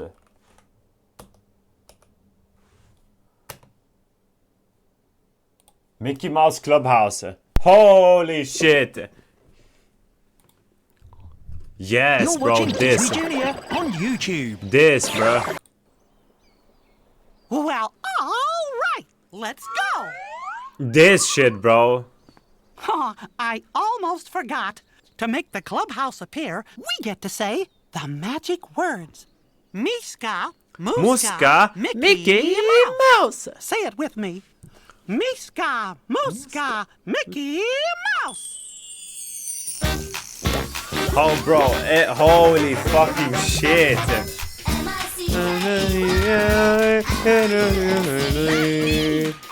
Why does this have so many dislikes? What the fuck? Well, obviously the ones I watched was in Romanian, but like still. It's the Mickey Mouse Clubhouse. It's the Mickey Mouse Clubhouse. Bro, I haven't seen this in such a long time, dude. Like, I'm actually getting crazy nostalgia from this. Donald! Daisy! Goofy! Here! Pluto! Here! Holy, this is a classic as well. Or is this the right one?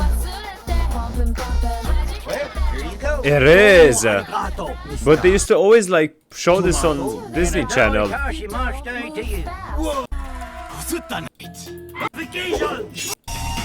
Yeah, bro. Holy Giga Chad.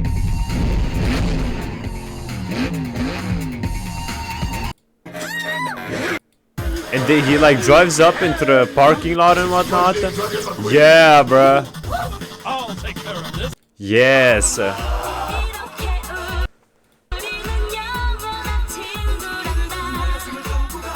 Yeah, bro, that song. I remember this song, dude.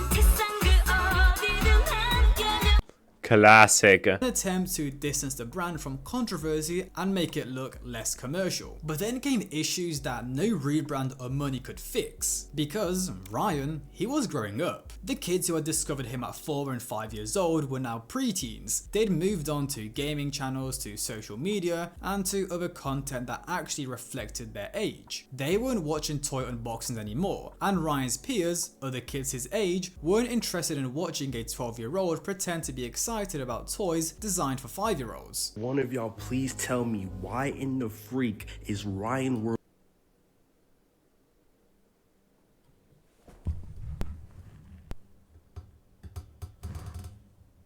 Wake up. Wake up. I just got bored, bro. If y'all don't recognize who this dude is right here, and yes, I'm saying dude, he's a grown man. I'm gonna show you something real quick. Bro, he's 14, bro. In 2018. I remember as a kid, I used to see his videos all over the place. I'm like, yo, this little kid's making a lot of money. Bro, he has 39 million subs. And back in the day, he was pulling 2 billion, 1.2 billion, 400 Fucking billion, ridiculous, bro. 461 million. He was Mr. Beast before Mr. Beast. I recently saw this video on my timeline, and in 2025, he is still making videos. So I went on a search to figure out why. He does not want to make videos, at least from what I've heard. Apparently, bro, his parents is forcing him to make videos, and you're asking why? I'm gonna show you. Lil bro has an estimated net worth of $100 Like, million. and that's just simply not true though, because none of that money is his. You should that's his fucking parents estimated net for, not him, not his. Not even all his money, because you know the net worth doesn't get all your money. Comments started Bro, he ain't getting none of that. His voice is deeper than mine now. How is he still doing this? Former fans saying they used to be jealous of his life, and now Ryan's adult toy review. Bro, that would be crazy if he fucking does that, bro. Imagine he fucking, once he's like 20 or some shit, starts like, gets a fucking Pornhub sponsorship and does Ryan's adult toy reviews. That would be like such, bro, that would be so fucked up, but also so funny at the same time. Where people made memes about him, which got millions of views. And here's the massive issue that Ryan's parents had created. Their entire brand, the merchandise, the partnerships, pretty much the whole channel identity, was built on a specific image, a cheerful, excitable young Ryan. But now that he's grown up, they won't let him change his content or step back and explore his own interests. But now that he's grown, this shit's so creepy. What the fuck? Why are they staring at me like that? Up, they Yo, why are they staring into my soul? Step back and explore his own interests. No, that's too big of a financial risk. They're still gonna make him unbox toys at 13 years old, even though his audience doesn't want to see that anymore, and Ryan doesn't want to do that anymore. So what did they do? Well, they pushed harder. More uploads, more recycled content. They began just reposting old videos, running live streams on repeat, and chasing whatever ad revenue like, this was is just still sad available as from a fuck, shrinking dude. audience still tuning in. They even tried new stuff such as gaming content and educational challenges to chase Ryan's older audience, but they were all flopping, pulling a fraction of the views the old content used to generate, with commenters even pointing it out and calling it very forced and cringe. By 2023, Ryan had fallen from 1st to 17th on YouTube's highest earning list, the same list he topped for 3 years. Poor. And everyone could see it. Ryan's world was slowly falling apart, and his parents, rather than Bro, look at those that, Fruit they Loops. just Like, look kept at the colors on that shit. But if you see European Fruit Loops,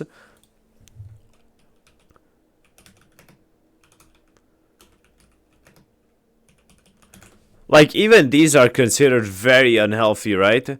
And like, look at how these look. These are the European ones.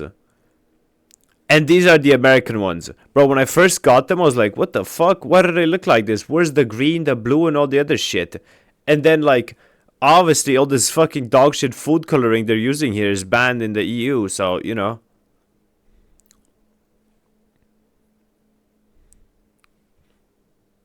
Bro, like, the shit they put in the fucking American food is just, like, it's just genuine poison. Like, I don't know how that's, like, legal, even. I mean, Fruit Loops are pretty decent. Like, they're not great, they're not terrible either, but like, and if there's one moment that crystallizes exactly what Ryan's life what's my looks favorite like behind cereal, actually? I don't know, dude. I like, I don't know, man. I'd have to go and look. I don't know, man. the brand, it's his podcast appearance. Ryan is the guest. He's been brought on to talk about his life, his channel, his experiences, but watch the dynamic and it becomes deeply uncomfortable very quickly. Like, Ryan, are you going to keep making YouTube videos, given your interest to be an animator and maybe go behind the camera, like, as you get older? I think I will keep going for a while, yeah. His parents are there and they do the vast majority of the talk. Well, not because he And when wants Ryan to. does speak, which was very rare, he looks at like, them first in a way that looks like he's asking, is this okay? Am I saying the right thing? I And mean, when like, he's these asked whether he parents are enjoys fucking making weirdos. I'm content, just gonna his keep it a answer buck. is very careful. Of And his course, parents looking are at his fucking parents, weirdos, and not bruh. long until his parents interrupt him. But as you can probably tell by the clip I Like, there's no way you do this fucking bullshit for 10 years plus and you're not some fucking deviant. Like, I'm just sorry. Like, not only do you exploit your child for money, but then you also do this shit. Like, because, bro, they have to edit and manage and all this garbage. And they play a part in the fucking movies as well. In the movies, in the videos. Like, they act in them as well. Just Like, played you. What Ryan said in that interview was that the version of his life that he enjoyed is over. He doesn't enjoy playing with toys or unboxing them anymore, and he wants to do something that normal teenagers do. Go play sports, play video games, hang out with his friends, go to the movies, whatever. But publicly, he's not allowed to say that or do that. But guess what? His parents heard all of that, and what was their response? Well, they decided to make a movie. So let's go over the Ryan's World movie disaster, the Titan Universe Adventure. A $10 million budget, major promotional push, with it being positioned as the brand's evolution beyond YouTube. Proof that Ryan's World could compete in mainstream entertainment. Who the fuck is her, bro? Is that Dora the Unexplorer? Like, what the fuck is this? It made $600,000 at the box office, Yikes. losing $9.4 million. That's pretty good, low key. Is the 10 mil just like the production budget? Because usually, like, whichever budget they have for the production, it's how much the movie cost, plus the marketing is like double. So, yeah. I'm the big brother, I know best, and I'm in charge. Theatre staff across multiple countries reported screenings with 0 attendees, not low, literally 0. And by the third weekend, films with essentially no marketing budget were outperforming it. The IMDb score settled at 1.8 out of 10, one of the lowest ratings. Only 850 ratings as well. Any film in any genre, and audiences described it as a cash grab that failed to even succeed as a cash grab. It was a YouTube quality production that had no business being projected onto cinema screens. And if you really think about it, it makes How no the fuck sense. did it have Ryan's $10 World is million older, budget yet they want to then? make a movie about him opening toys or whatever. And then when you even take a look at the channel analytics, his Like, views if have it dropped. the production So now and shit was terrible, how come it cost 10 you want mil? to make a movie with a massive budget, of course it's not going to make money if your YouTube videos aren't making money. And this movie was more than just money burnt. It removed any remaining doubt about where the brand stood. This was a public, documented, and irrefutable confirmation that Ryan's World had lost its audience completely, and that his Well, no parents shit, were they still fucking grew up. They're no longer fucking toddlers fiddling with their fucking sucking on their thumbs, man. Like, bro, they grew up, and so did this guy. Why don't these fuck ass parents are too fucking stupid and brain dead and evil and cruel to fucking see it? He doesn't want to do this shit. Let him move on. No one wants to see this shit. Like, move the fuck on. Bro, they could have done this thing where, like, he grows up with his audience and his, like, content matures over the ages, over time as well, since he matures. Like, you know. But no, these fucking freak ass parents of his just forced him to do the same fucking dog shit over and over they no again. longer had trying to pretend otherwise. But their next move, it was even sadder and pretty much disgusting. As Ryan began appearing less in content, probably because he was very tired, flat, and going through those normal teenage emotions we all went through, the camera shifted onto his sisters, Emma and Kate. They are 7 years old and they became the stars of the show, first alongside Ryan and then slowly over time without him. They now have That's their own so animation weird, series, dude. And now they exploit their other children. Like, bro, these people are such and their fucking own weirdos. merchandise and toys. As you can imagine, the internet's reaction was furious because everyone recognized exactly what they were watching. Ryan had made his parents millions of dollars, and the moment he started showing signs of not being interested anymore, his parents decided to keep the machine going and started using his sisters instead. Same playbook, same house, but just different kids. Comments flooded in saying, Ryan made you money, and they're already moving on to the next siblings. It's sad as it seems like this cycle of the Kaji parents using their children will never end. But there was some light at the end of the tunnel, because slowly legislators started acting. Illinois passed a kid influencer protection law in 2023, one of the first of its kind, requiring parents who profit from their children's online content to set aside a percentage of those earnings into a protected trust that the child can access when they turn 18. California followed with its own version of the legislation shortly. Washington State introduced similar protections after. And it's good that these laws were added because it's the exact gap the Kajis exploited. And Ryan Kaji is the reason these laws now exist. His name will never appear in them, but the gap they were designed to close has his story written all over it. And the thing is, Ryan's story isn't new. It's just new in the social media world. But previously, the pattern has always stayed the same. Macaulay Culkin made his parents millions from Home Alone and spent years in legal battles trying to protect his own money. He's spoken openly as an adult about the psychological cost of childhood spent working. You could then look at the Olsen twins. They built a billion-dollar empire from early childhood, and the moment they had legal controls over their own careers, they both walked away from acting entirely and have rarely looked back. There's a lot of these stories, and they all follow the same pattern. A talented child with parents who see an opportunity to make money with insufficient protections, and then later down the line, an adult who eventually has to reckon with what their childhood actually was. Ryan is only 13. His reckoning is still coming. So now you guys might be wondering, where is Ryan now, and what is he doing? Well, the family relocated from Texas to Hawaii in 2021 with Ryan another Tex haven, huh? Attending a private school. And from what we've seen on social media, his daily life now involves tennis, skateboarding, swimming, and a massive love for animation. He's officially listed as a creative director at Sunlight Entertainment, which in practice means occasional voiceover work and brief on-camera appearances when the brand needs him. And the Ryan's World channel still carries his name, the merchandise and all the toys still carry his face. Look at all this dog shit, dude. Oh my god. But Ryan himself seems to be quietly, carefully building a life that exists outside of this social media world. He wants to do animation. He said it multiple times in interviews. What do you want to be when you grow up? When I grow up, I want to be like an animator. I think it's really fun to do because like the drawing and then like at the end you get to see the whole thing and see what you've like worked on the whole time. And like sometimes I can see like the drafts first, and then after I can see like the full thing. And honestly, giving what is going to do in the future. I mean, it is fucking weird, bro. Let's keep it a bucksty. It is weird. Oh, good morning.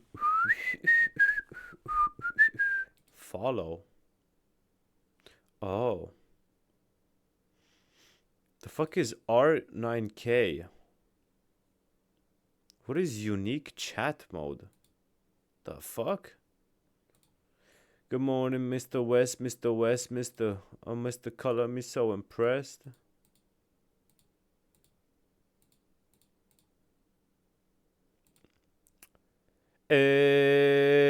Bailamos, tu baila, tu baila. Bailamos, tu baila, tu baila. What the fuck is all of that?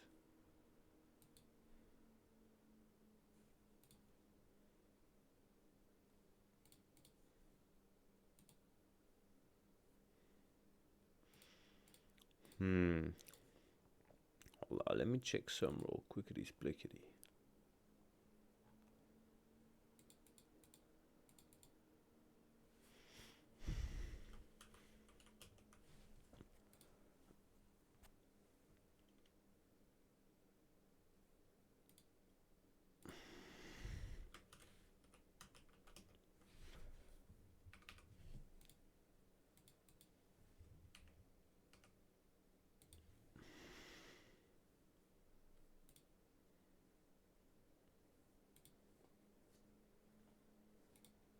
For fuck's sake. Let's let me turn up some music, Dan. Fuck it.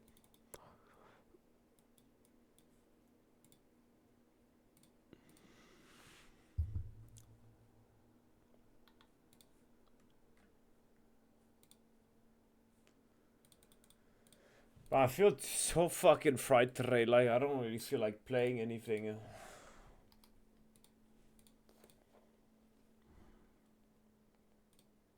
Oh, what the fuck am I doing?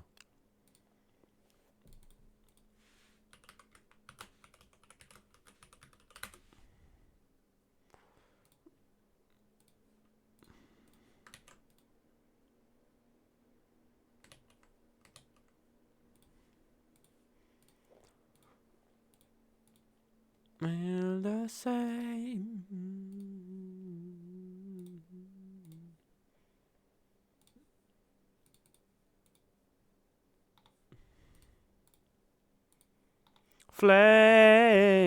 flame.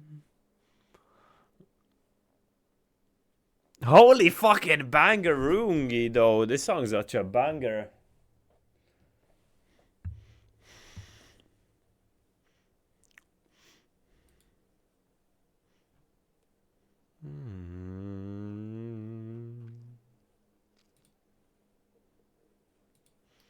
Bro, I wish I could change my fucking Twitch name to Matescu12, but I have some other. I have the other account, which is on the name Matescu12. Like, it's on my email, but I can't log. Like, the account exists, but also at the same time, it doesn't exist.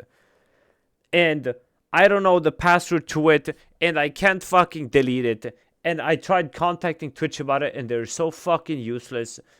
Yeah, basically, it's just cooked. His own channel, will he launch his own animation studio? Well, what do you think? I think he could definitely launch his own like gaming YouTube channel like EvanTube HD. So let me know guys your thoughts in the comments. Hope you enjoyed. Like, subscribe, comment. Have a great day, and I'll see you guys in the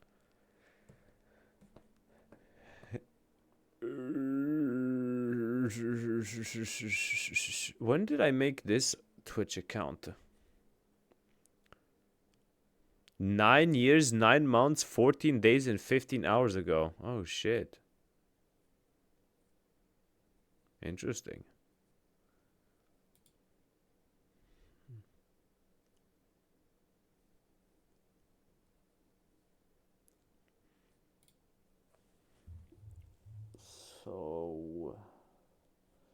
So it would seem. Okay, now what though? Like,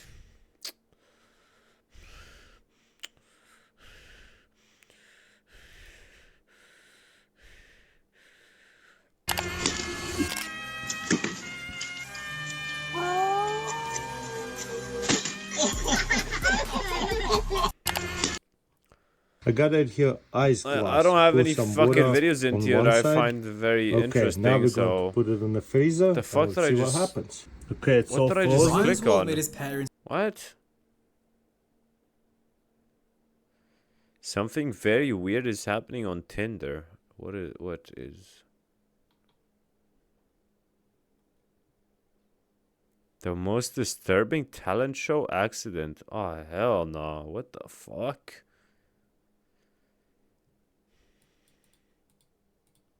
Let's see what it looks like.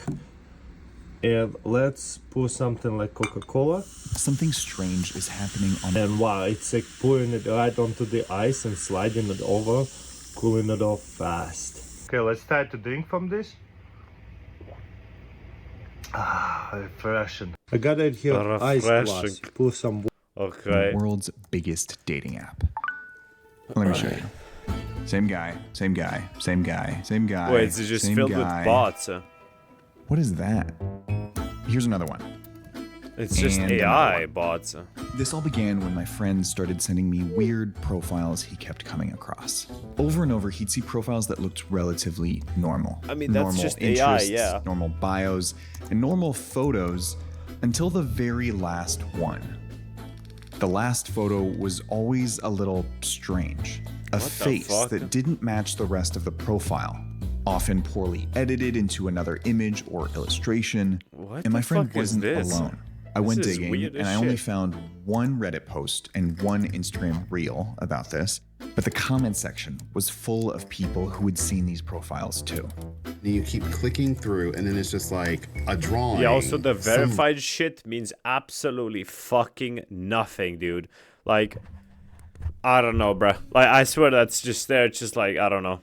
Random photo that doesn't make any sense. Times Square with like the NASDAQ thing, an anime drawing of an Asian guy, a bobblehead drawing What of like in an the Asian guy fuck? with a soccer ball. The random line drawing, the random old master painting. When this started happening, I was like, no one is gonna believe me that this is a thing.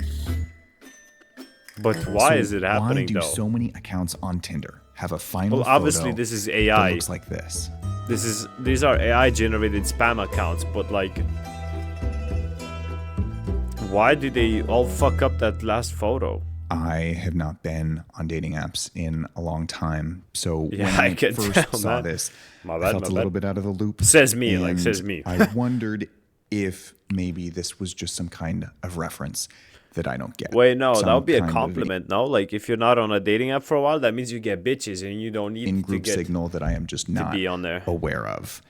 And I quickly learned I wasn't the only one who thought that. Stephanie, It first started 35. with Is she also an... weird Oh, no, okay, she's a real person. of, like a billboard with an Asian man and a lamppost that The fuck? obviously had nothing to do with the rest of the profile of the person it was attached to. And then I kept Like, those seeing are it pop obviously up over AI and over and over photos, again. though. Same like, photo each time. Same photo. Yes, the same photo. Jax. Who the fuck is this guy? When I saw it again, it's like maybe this is some sort of like club's not the right word for it, but maybe it's like a signal. Like, oh, this if you see someone with this last photo, it means something. But like Oh, I'm not hip shut enough to up. know what this like last photo means. But it's like, is that some sort of signal, some sort of like weird sex thing? Like, what does it mean? And it's also always like stereotypically like hot European looking like model guys, right? Could this final photo be signaling something to other Sigma, people Sigma on boy, Tinder? Sigma Something boy, that Stephanie Sigma and I boy. just weren't in the know about. 在我正后方的这一幅衣博的超大的 What the fuck is A reverse Yibo? image search reveals that this is Chinese actor Wang Yibo in an ad for a mini shaver. Wang Yibo. But take a closer look and you can notice something strange. His face has been altered. Sometimes That's some altered AI in generated different shit of him, ways. dude. And as I found more examples, what they the all fuck? had that in common. The face from the original image Yo, had this been is so replaced, weird. and What the original images came from all over the internet. A 19th century portrait posted to Instagram, a poster for a Korean Shakespeare production, a collection of albums by a German singer, a memorial This shit billboard is so for a weird. businessman Like, in what Ghana, the fuck and an is African AI illusion up to, painted by bro? a Ukrainian artist. If these Like, images what were is indeed AI a secret up to, signal bro? or a reference to something, I would expect them to have something in common. But they were random from all Ow! corners I just of the banged internet. my dick against the only table. thing that they seemed to have in common was how they were manipulated. But then you get that photo, and it's like, what is that? Yeah, this is the craziest thing I've ever seen. Like, is that bot? Wait, I was about to say, like, that doesn't look like the original. Where's the guy's body and face and shit? Around As I him, kept talking to McDonald. people who had seen these profiles, I heard more theories. Maybe Close it your was all eyes and let bots. the word paint 1,000 makes me think that pictures. they are just like One bots good created by girl the is app worth itself to 1,000 increase engagement. bitches. The apps Bow. only really work if you pay. So they just paint like this fantasy picture to keep you engaged and to keep you spending that $40 or more a month. Even though AI is really good, it's not that great. So there being a random portrait of a Austrian empress thrown in some guy's profile, it's kind of just like, this is AI. Just like failing. So you think these profiles are kind of being generated automatically to sort of boost numbers on the platform, but in the process of making those new profiles, they kind of mess some things up? Yes, I think that is part of it. They hook you in by posting a photo of a guy that's too good to be true because he's not true. Ronald's theory had a lot going on. Could these be AI-generated profiles created by Tinder to boost engagement, but with a recurring AI malfunction Probably. that left a random photo at the very end? I mean, of this the is profile? that like these are profiles are With definitely more all AI, reverse like image searches, I figured out 100%. that these were real people, but not who the profiles claim to be. No shit. This isn't Morris in the New York area. It's Andrea, a dentist based in Rome. This isn't Daniel, it's Augusto, a tax lawyer in Brasilia, Brazil. And this isn't Robbie, it's Ümit, a content creator in Izmir, Turkey. So the profiles were clearly impersonating other real people. They weren't AI. But who's behind that impersonation? What is going on your Tinder? As I talked to more people who had actually matched with profiles like these, I learned that they typically wanted to move the conversation over to WhatsApp. Yeah, they do. Where Bro, I actually had that happen to me once. Bro, they said like, do you have WhatsApp? I was like, man, shut your bitch ass up. I was like, nah, man, I'm good. And then they fucking blocked me. Like, okay. Oh, fuck you too, scammer. Fuck you, bitch. But yeah, that's obviously, they want to bring you to WhatsApp so they can get your number, and then they can sell that number to Indian scammers, or like just try to scam you yourself, or just, you know. After a lot of sentimental banter, they would eventually try to talk to you about cryptocurrency. Okay, nah, the one I got to was just fucking bored. Like, motherfucker didn't even care to do all this, bro. Like, I kind of instantly recognized that it was like some, not, you know, who they were claiming to be, so I kind of fucked around with him a bit. Them about the like, bro, like they just didn't even bother, like, truly. Image on their profile, they would get kind of weird and maybe even block you. And now an account on a dating app trying to even block you. Okay, be careful. Curiosity killed the cat, lol. Like, who the fuck would say that? Like, no one would ever say that. An What? account on a dating app trying to move the conversation over to WhatsApp and then steering that conversation towards cryptocurrency. These are all telltale signs of a romance scam, where criminals use a fake online identity to gain a victim's trust. Not like, I don't know. Like, bro, like, as again, like, they didn't even try all this. I don't know what the fuck they wanted to try on me, Before but like, shit. Or stealing from them. Or maybe bro If you could wanna tell learn that more, I the didn't give a very fuck, first though, video you know? on this channel is a He was deep like, dive man, into this shit, I'm phenomenon. not even gonna bother. According to the FBI, in 2024, approximately 59,000 people fell victim to romance-related scams in the US, losing over $672 million. Many of these scams operate out of Southeast Asia, where the scammers are... And guess what? The phone number they gave me was from the Philippines, so... Shit. Victims themselves, recruited by predatory tactics and forced to work brutal labor inside fortified compounds. As I kept looking into this, I started to notice some similarities across all of these profiles. They were always men, always in their late 30s or early 40s, always looking for a long-term relationship.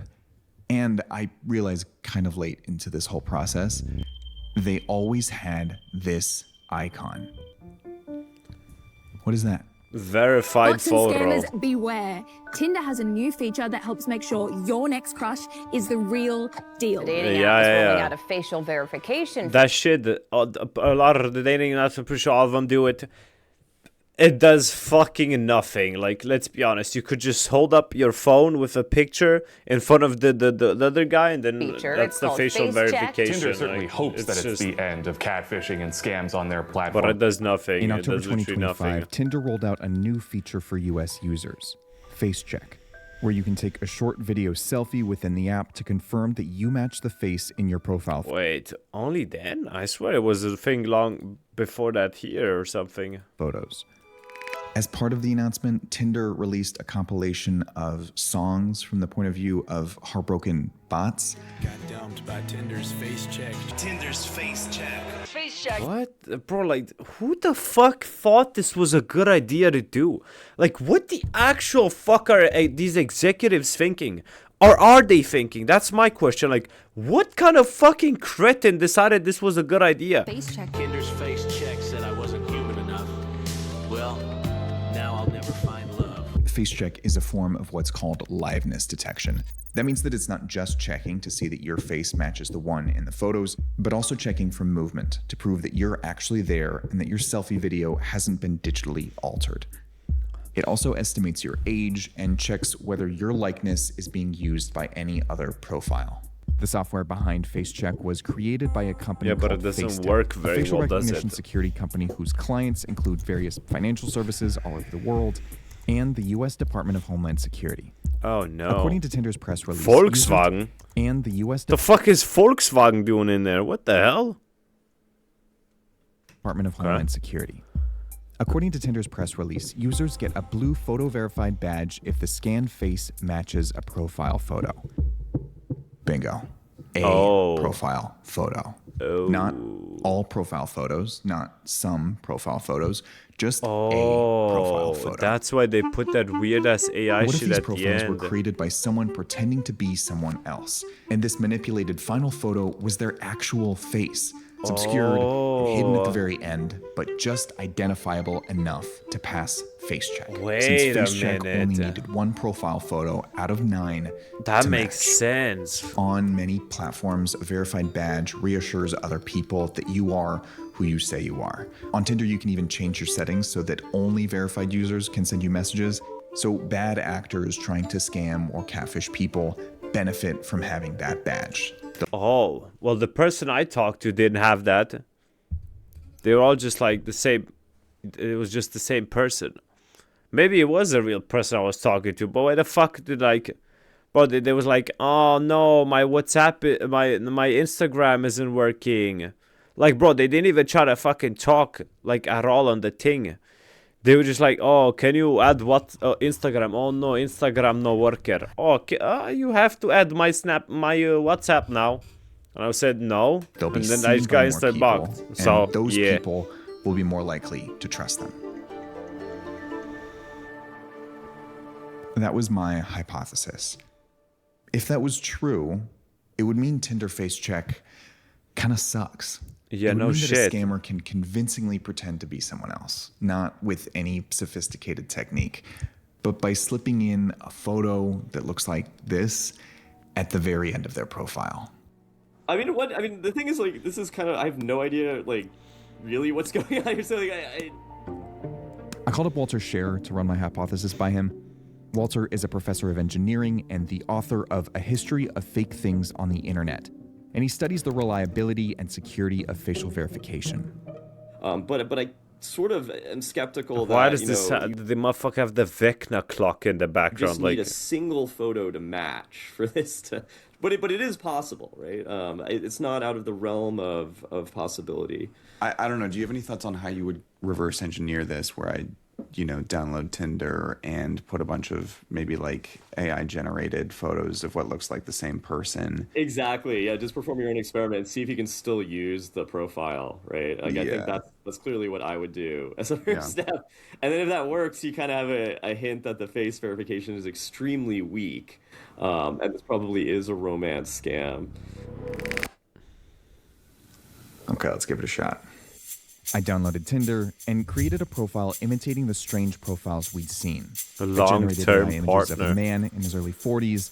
oh, is that fucking George Cooper? What the fuck is the guy name? Images of a man in his The guy from the fucking movies, bruh. Like Mission 40s, Impossible or and whatever the generated fuck. an image with my face in the style of this final photo.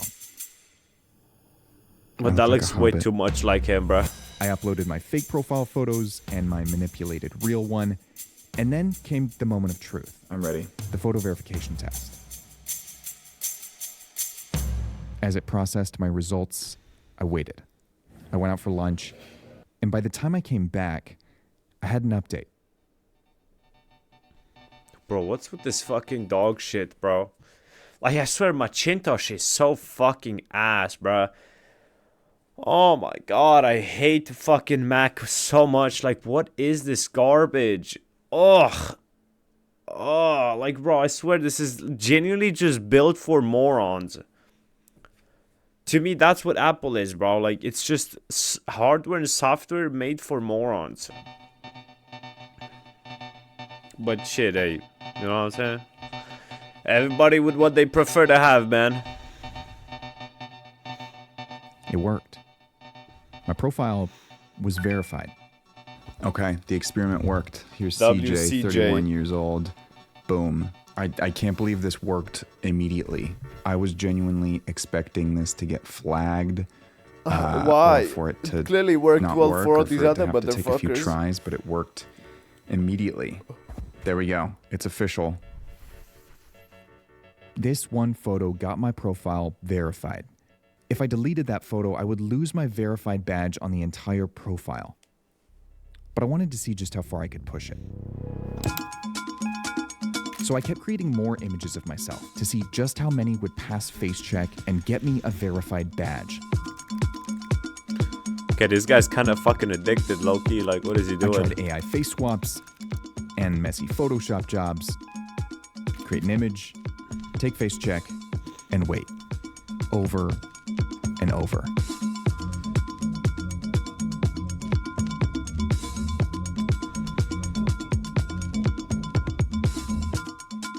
And every single one got me verified. Okay, well, shit. So, mystery solved.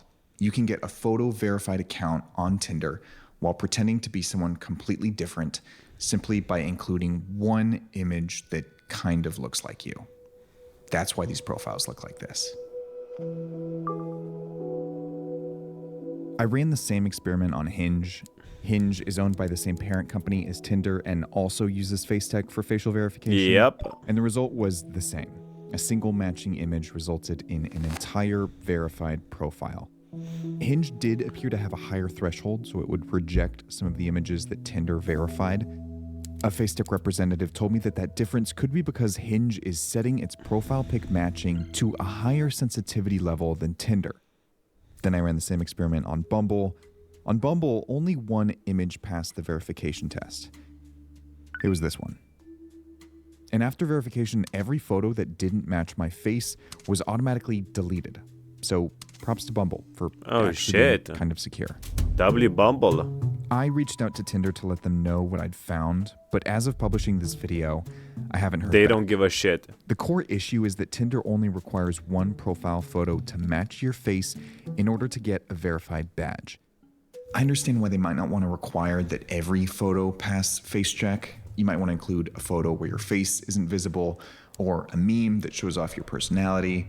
But right now, you can create a verified profile using 8 photos of people who are not you, and just one that is.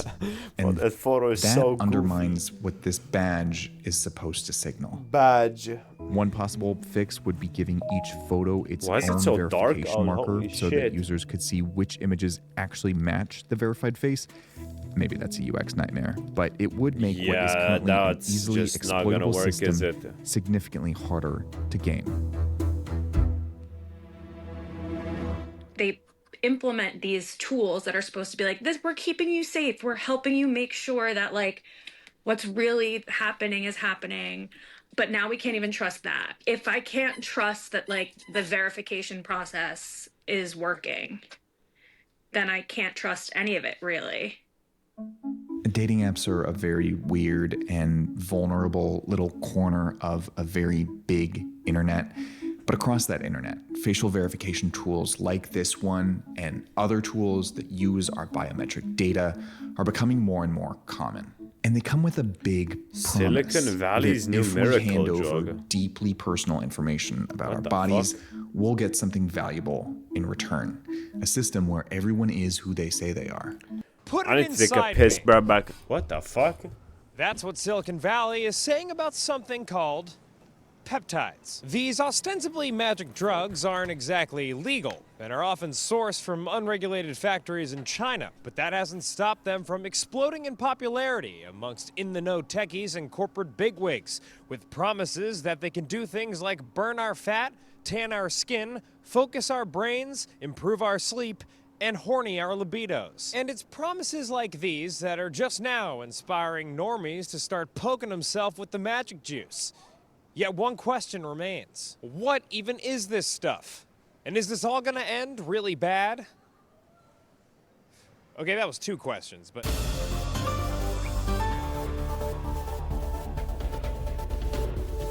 Simply put, peptides are chains of amino acids that help your body perform various functions, from healing a muscle tear, growing skin cells, or producing an entire above-ground pool's worth of testosterone, as mine's been known to do. There are some famous peptides you've probably heard of, like insulin and oxytocin. Peptides like these are created inside of the body using proteins that we consume through food. But the things that we'll be talking about today are peptides that are created synthetically in a lab and are then injected straight into your bod with a needle. You might be familiar with glucagon-like peptide 1, or GLP-1. Drugs like Ozempic or Wegovy inject a version of GLP-1 into your body, which helps you lose weight. These shots are legal and have, quite frankly, been everywhere the last few years, but their popularity has spurred a hunt to find new injectable peptide drugs that might also yield other health benefits, which is how we've reached the more colloquial umbrella term of peptides, referring to stuff like GLP-1s, but also dozens of different experimental and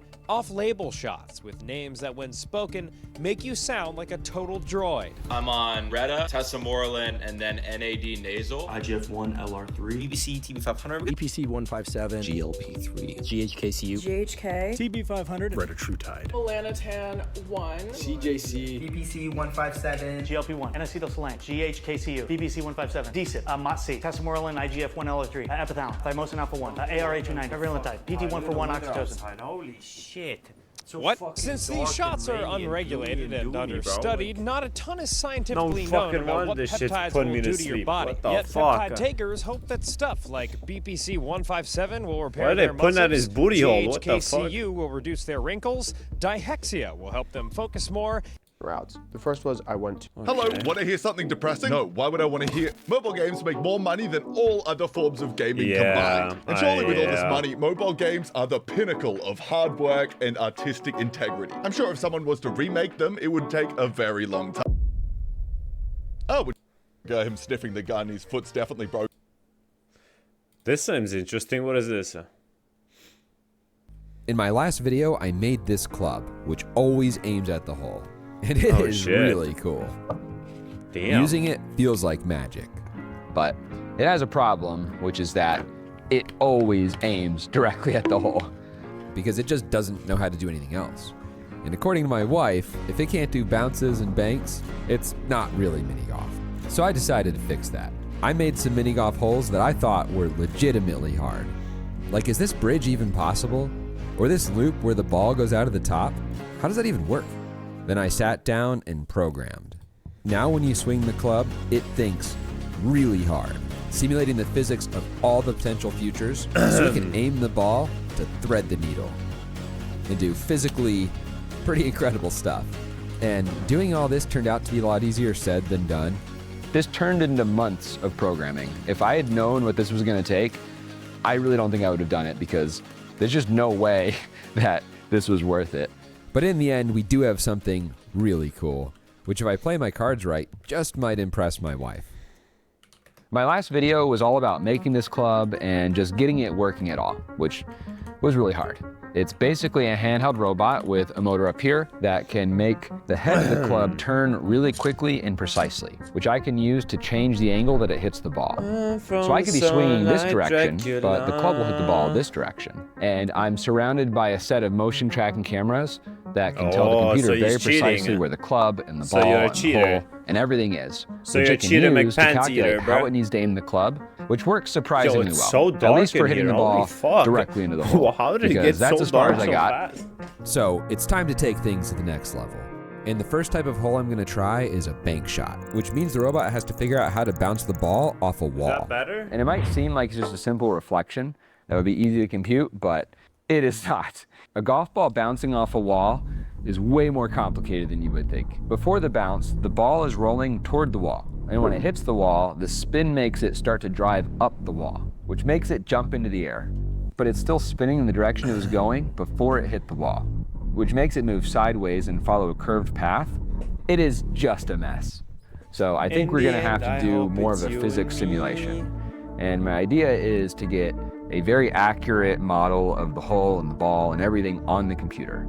And then we will virtually hit the ball and see how it bounces and skivs and rolls, and then somehow just rolling, still work on that part. We will use that to aim the club. What the fuck is that?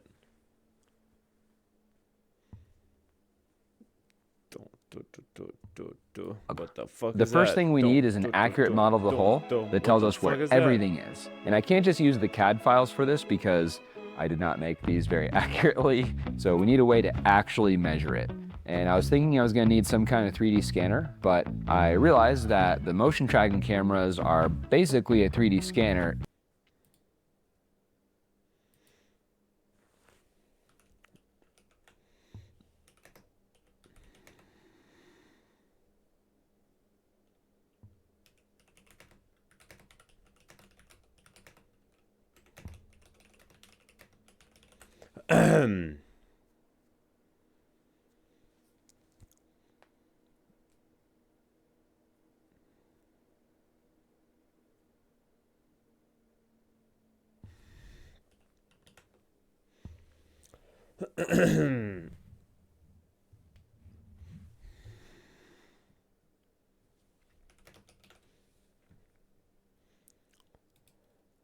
From the drum, I like you know.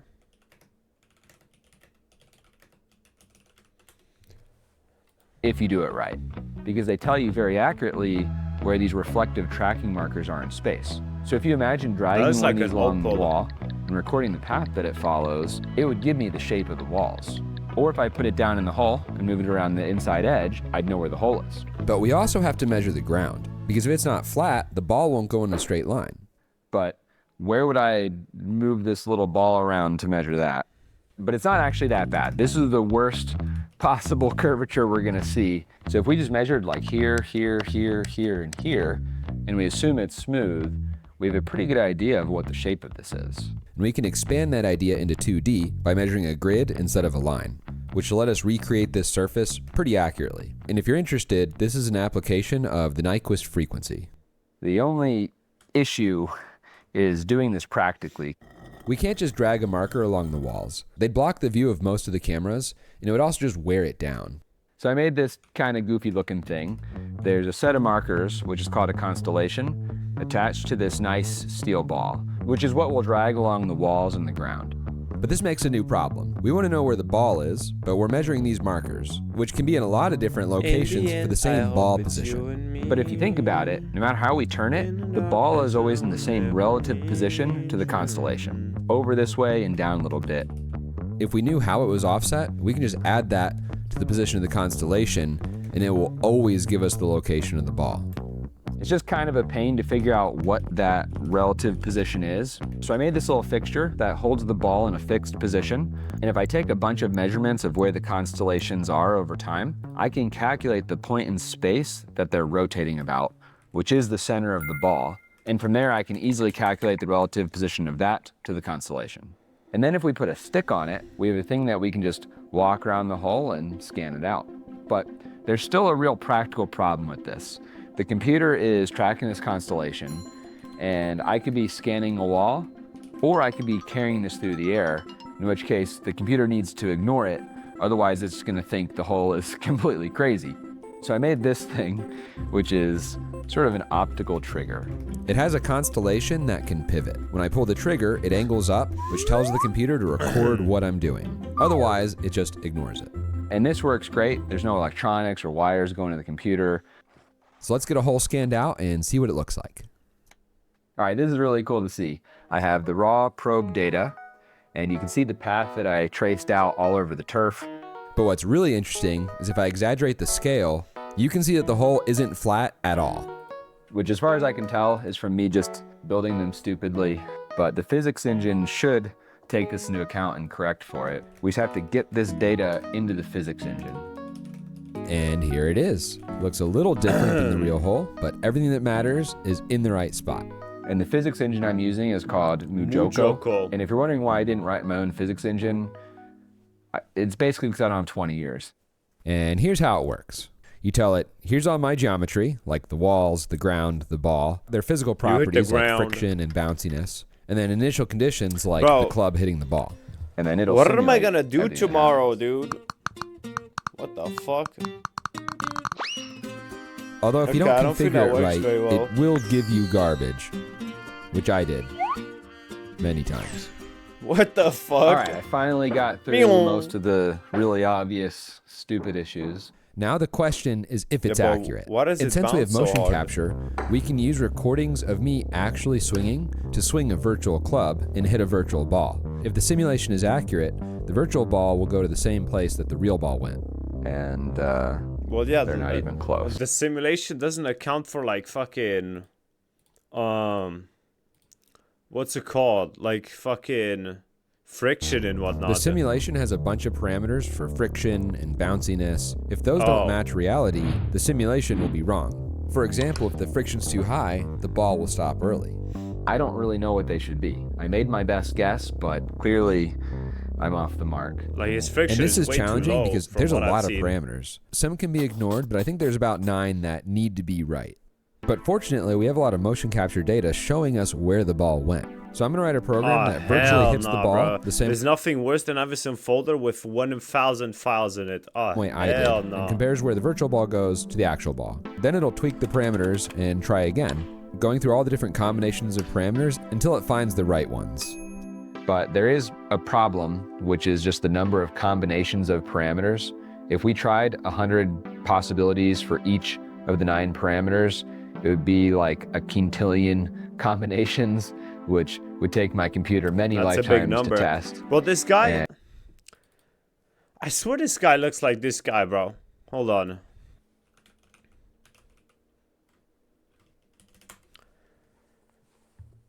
I swear they look fucking similar, do they not? Like the eyes, dude. It's the eyes. Hold on, I gotta get a good angle from a good video from a good Sponsored angle. by. What's up, you? I swear they look fucking similar. I might we all tweak it, I know don't that YOLO, so I don't have enough lifetimes for that. So we have to be a little bit smarter. And I'm doing what's called a stochastic solver. It's kind of a fancy way of saying that you try things randomly, except it's kind of systematic and smart. And all we have to do now is just let the computer think really hard for a while, and then we'll have our answer. Hyphen box shot. All right, that took most of the day, but my solver spit out some numbers. So let's plug them in and see how the simulation looks. Well, that didn't work well, did it? Okay, I figured it out, and it's actually really pretty funny. For each point that the simulated ball goes to, my program calculates how far it is from the actual path, which it adds up for each point the ball goes to. And a smaller score is better. And it turns out that if the ball barely moves, it never gets very far from the actual path that the ball took, and you get a really good score. So it just cranked up the friction and won on a technicality. And I never really was fuck did he expecting just my say? programs to maliciously comply. It's kind of like a genie when you ask it for $1 million and it gives you a bunch of deer. But it should be pretty easy to fix at least.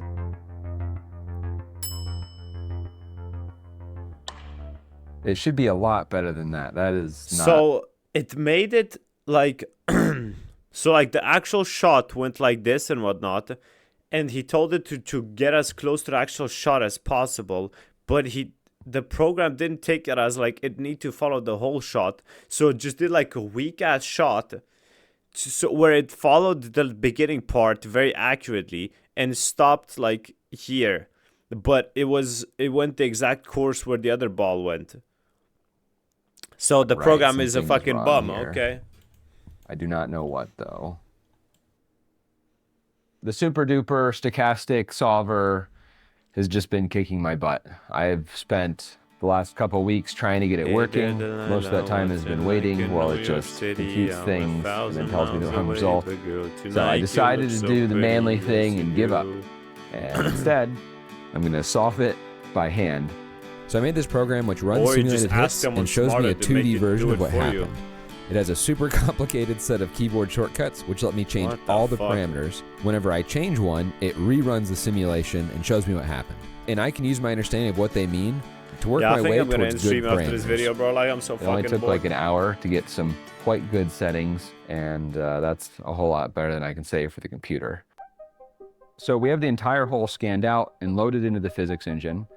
And when I put this ball down, there's something really important that happens, and it's how the physics engine knows how to actually aim the ball so that it goes But he also in. kind of looks Because like right now, Dexter, the physics low-key, Physics engine knows. like not his face, like his hair and like, okay, maybe, yeah, like the way he's clothed, like everything but his face looks like Dexter here, no? Like his hair, his like t-shirt, pants, and this how to watch. actually aim the ball so that it goes in. Because right now, the physics engine just tells us where the ball will go for a given hit, not where to aim it to make it go in. To figure that out, we have to take the swing the club is doing and simulate rotating the head to a bunch of different orientations until we find the one that makes the ball go in. And we only have a few milliseconds when the club starts swinging to figure this out. And this is computationally expensive, so there's just not enough time. But I was seeing like some brown hole here. Like, am I stupid? Club is doing I was and looking simulate here, and rotating then the head to after a bunch this shit of different disappeared, I saw like a orientations brown until we hole find there, the one dude. that makes the ball go in. And we only have a few milliseconds when the club starts swinging to figure this out. It's And this still is kinda there, but computationally now it's expensive, so moving. there's What just the not fuck? enough time. Yeah, okay, I need to. So instead, when I set the ball down, the computer does an enormous amount of pre-computation. It simulates all the possible hits that the club could do at all the speeds and angles, and it records which ones make the ball go in. So in the end, it has a list of all the possible scoring shots. It's kind of like when Doctor Strange sits down to consider all the potential futures to find the one where the Avengers succeed. But the downside of this is that it is an enormous amount of computation. It takes forever. It initially was taking around 15 to 20 hours, and you have to redo it every time the ball moves. It's a little bit too long to wait between shots, I think. I was able to optimize this quite a bit, and I got it down to about an hour, but that's still too long to wait. So I also take all the data and send it over to my Beast computer. It uses 100% of the CPU's brain, which is really cool. Yeah, and send it over. It does not look like a beast computer to me, bro. That looks like a fucking... That look like that motherfucker is drowning, bro. Like, where's the airflow in this fucking case, dude? Like, holy shit, bro. That motherfucker needs to breathe. You're packing it in next to another thing that produces heat. There's also, like, no fucking airflow on here. No, nothing on here. Nothing on the sides. Like, that motherfucker's choking, my Beast bro. computer. It uses 100% of the CPU's brain, which is really cool to see. And it gets it done in around 2 to 4 minutes, which, if you're a serious golfer, that's about the time you would spend crouched down looking at the green and checking out the break. So as long as I do that, you wouldn't even know that I have a robot computer actually solving it for me. Well, other than the tracking cameras and the wires and all that. But if you ignore that, you'd never know. So now when I swing the club, we don't do any physics simulations. We just look at how the club is moving and we compare it to all the simulated hits we already did that made the ball go in.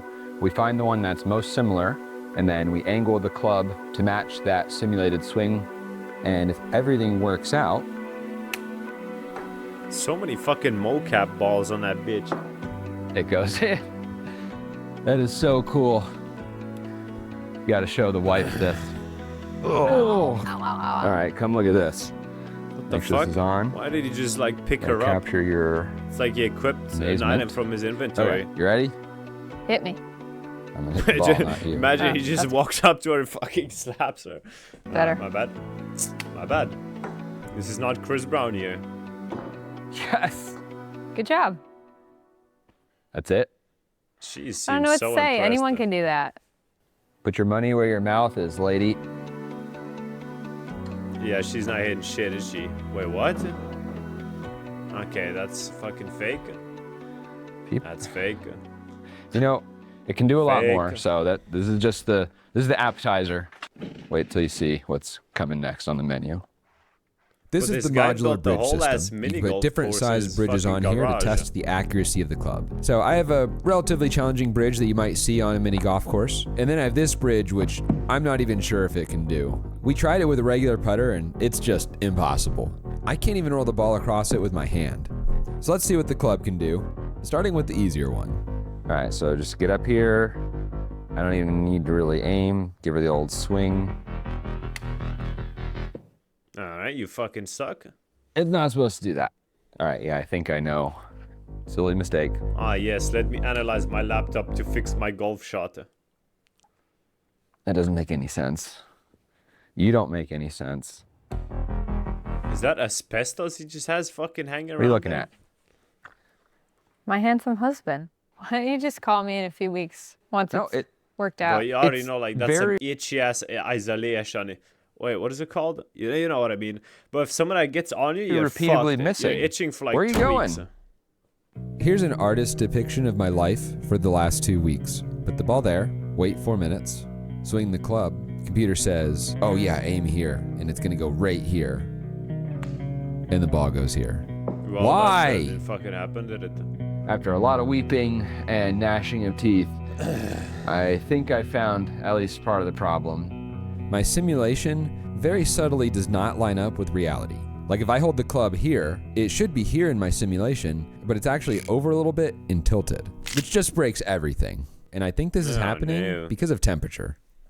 Most materials have this usually annoying property, which is that they get bigger when they get warmer, they get smaller when they get colder. It's called thermal expansion. When it gets warm outside, my entire workshop gets bigger. The tripods that are holding the tracking cameras get longer, which can make things appear to change position in the motion capture. The simplest fix would be just to with such like small increments, that probe the hole every time I use it, but that just sounds terrible. It would take way too long. So instead, I'm using these 3 markers as a reference. The computer will look at where they are using the tracking cameras and compare that to where they are in the simulation.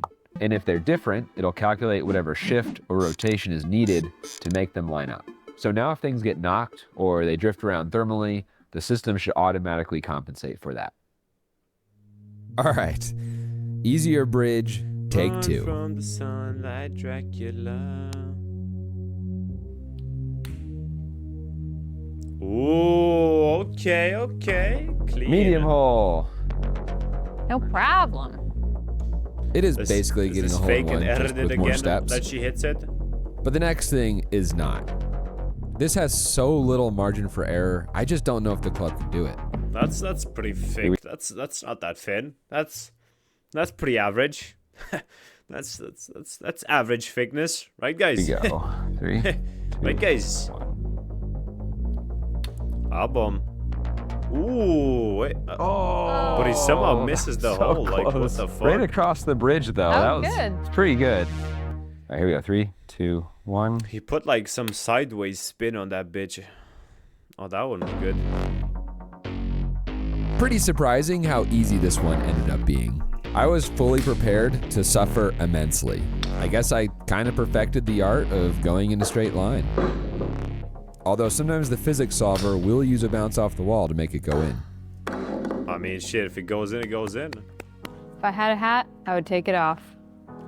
The bridge hole was designed to test the precision of the club, and this is the wavy hole, which is designed to test how well it knows physics. Can it predict how the ball will curve as it goes through these bumps that looks pretty and fucking aim good. just the right way so that it goes into the hole, which is really hard. I was testing this with a regular club, trying to hit it to the same spot, and it would go to totally different locations.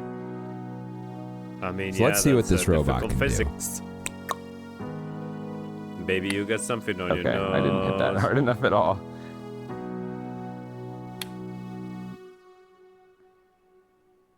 Wow. Oh, damn. That's pretty good. Cool. This might not seem too hard unless you've tried it. It would make a great carnival attraction. It's super sensitive to aim, but also speed. And the robot club misses sometimes too. Little variations dramatically change its path. I suspect there may be some chaotic behavior that makes it almost unpredictable at lower speeds. But my goodness, to see it pick a line through those hills and bounce it off the wall into the hole is just chef's kiss. It's like me playing billiards. This is just hitting the hard. nasty trick shots and putting the You're too legit to quit. Why don't you put a corner in it? Have it bounce hole off. in the hole in the Do ball the in bounce hole. to this? Sure. Why not? I think that's a lot harder than you think it is. Am I blowing your mind? I just don't know if we can do it. I have faith in you. So we have to do it. This is the same thing as the wavy hole, but it's so much worse. Not only do you have to pick the right line through the crazy surface, you have to bounce it just right off the wall.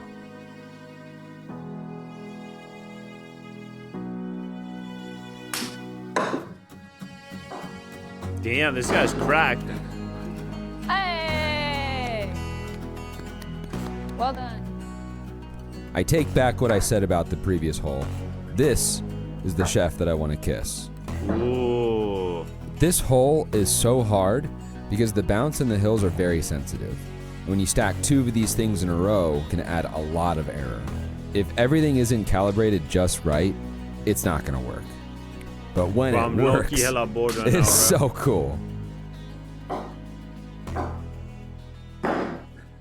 And I thought I was getting hyped up until I saw my wife. You'd think I had the sugar. Whoop-ow! What the fuck is she saying? When I think mini golf, I think loops.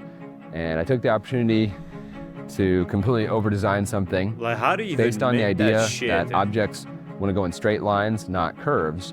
So with a specially designed hole, we should be able to just extract the ball mid-loop. There's no good reason to make this other than I just really wanted to see it. It seemed awesome. But I can tell you confidently, it does not work bouncing off a corner.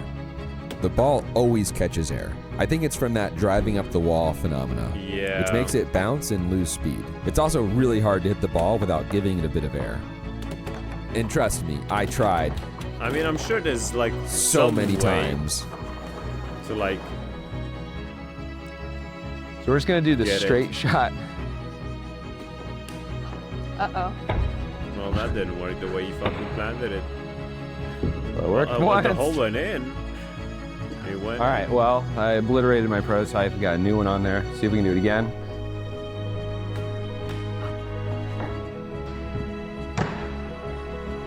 That shit seemed to work to me. The wife is impressed. Bro's getting head tonight. Holy. Yes! Into the hole.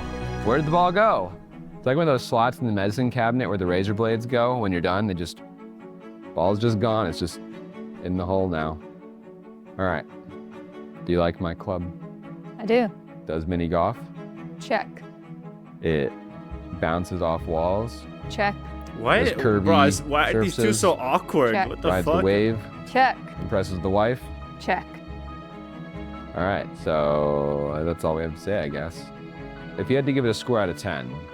9. Yes. Okay. I hope that wasn't German. This is what happens when two socially awkward So I do have people one more with idea, autism get which married. is what if we It's hit kinda sweet, around the actually. loop, but not to the hole. Here we go. Slowly drifting. This actually does not work very well.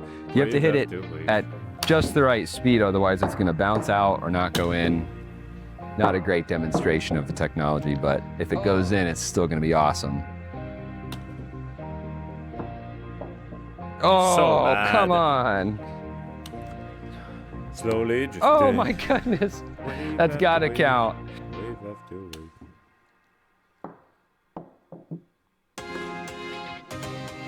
Yes! But was that Finally! even the thing doing it? That or was is that just completely you unreliable. hitting a You have shot? to hit it at just the right speed, and even when it aims it correctly, the bouncing just is unpredictable. But even if that's the RNG. case, that is so cool to see. And my wife isn't here to Because that was an RNG bounce. I think it was going case. the wrong way. Us, That is and then the bounce. so cool to see. And my wife isn't here to see it because this took way too long to get set up. She's sleeping, but I'm sure she'll be impressed when she wakes up. So, good night. Good night, man. All right, well, that's enough. That's enough. I'm fucking bored as shit. I'm bored as shit.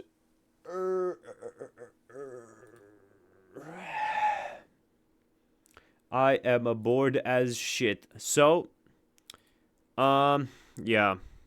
Hopefully I feel better tomorrow, because I don't know, today I just feel so fried. I feel like I'm just bored and I don't want to do nothing. So hopefully better tomorrow, but yeah. Thanks for watching, thanks for now, and I will see you tomorrow.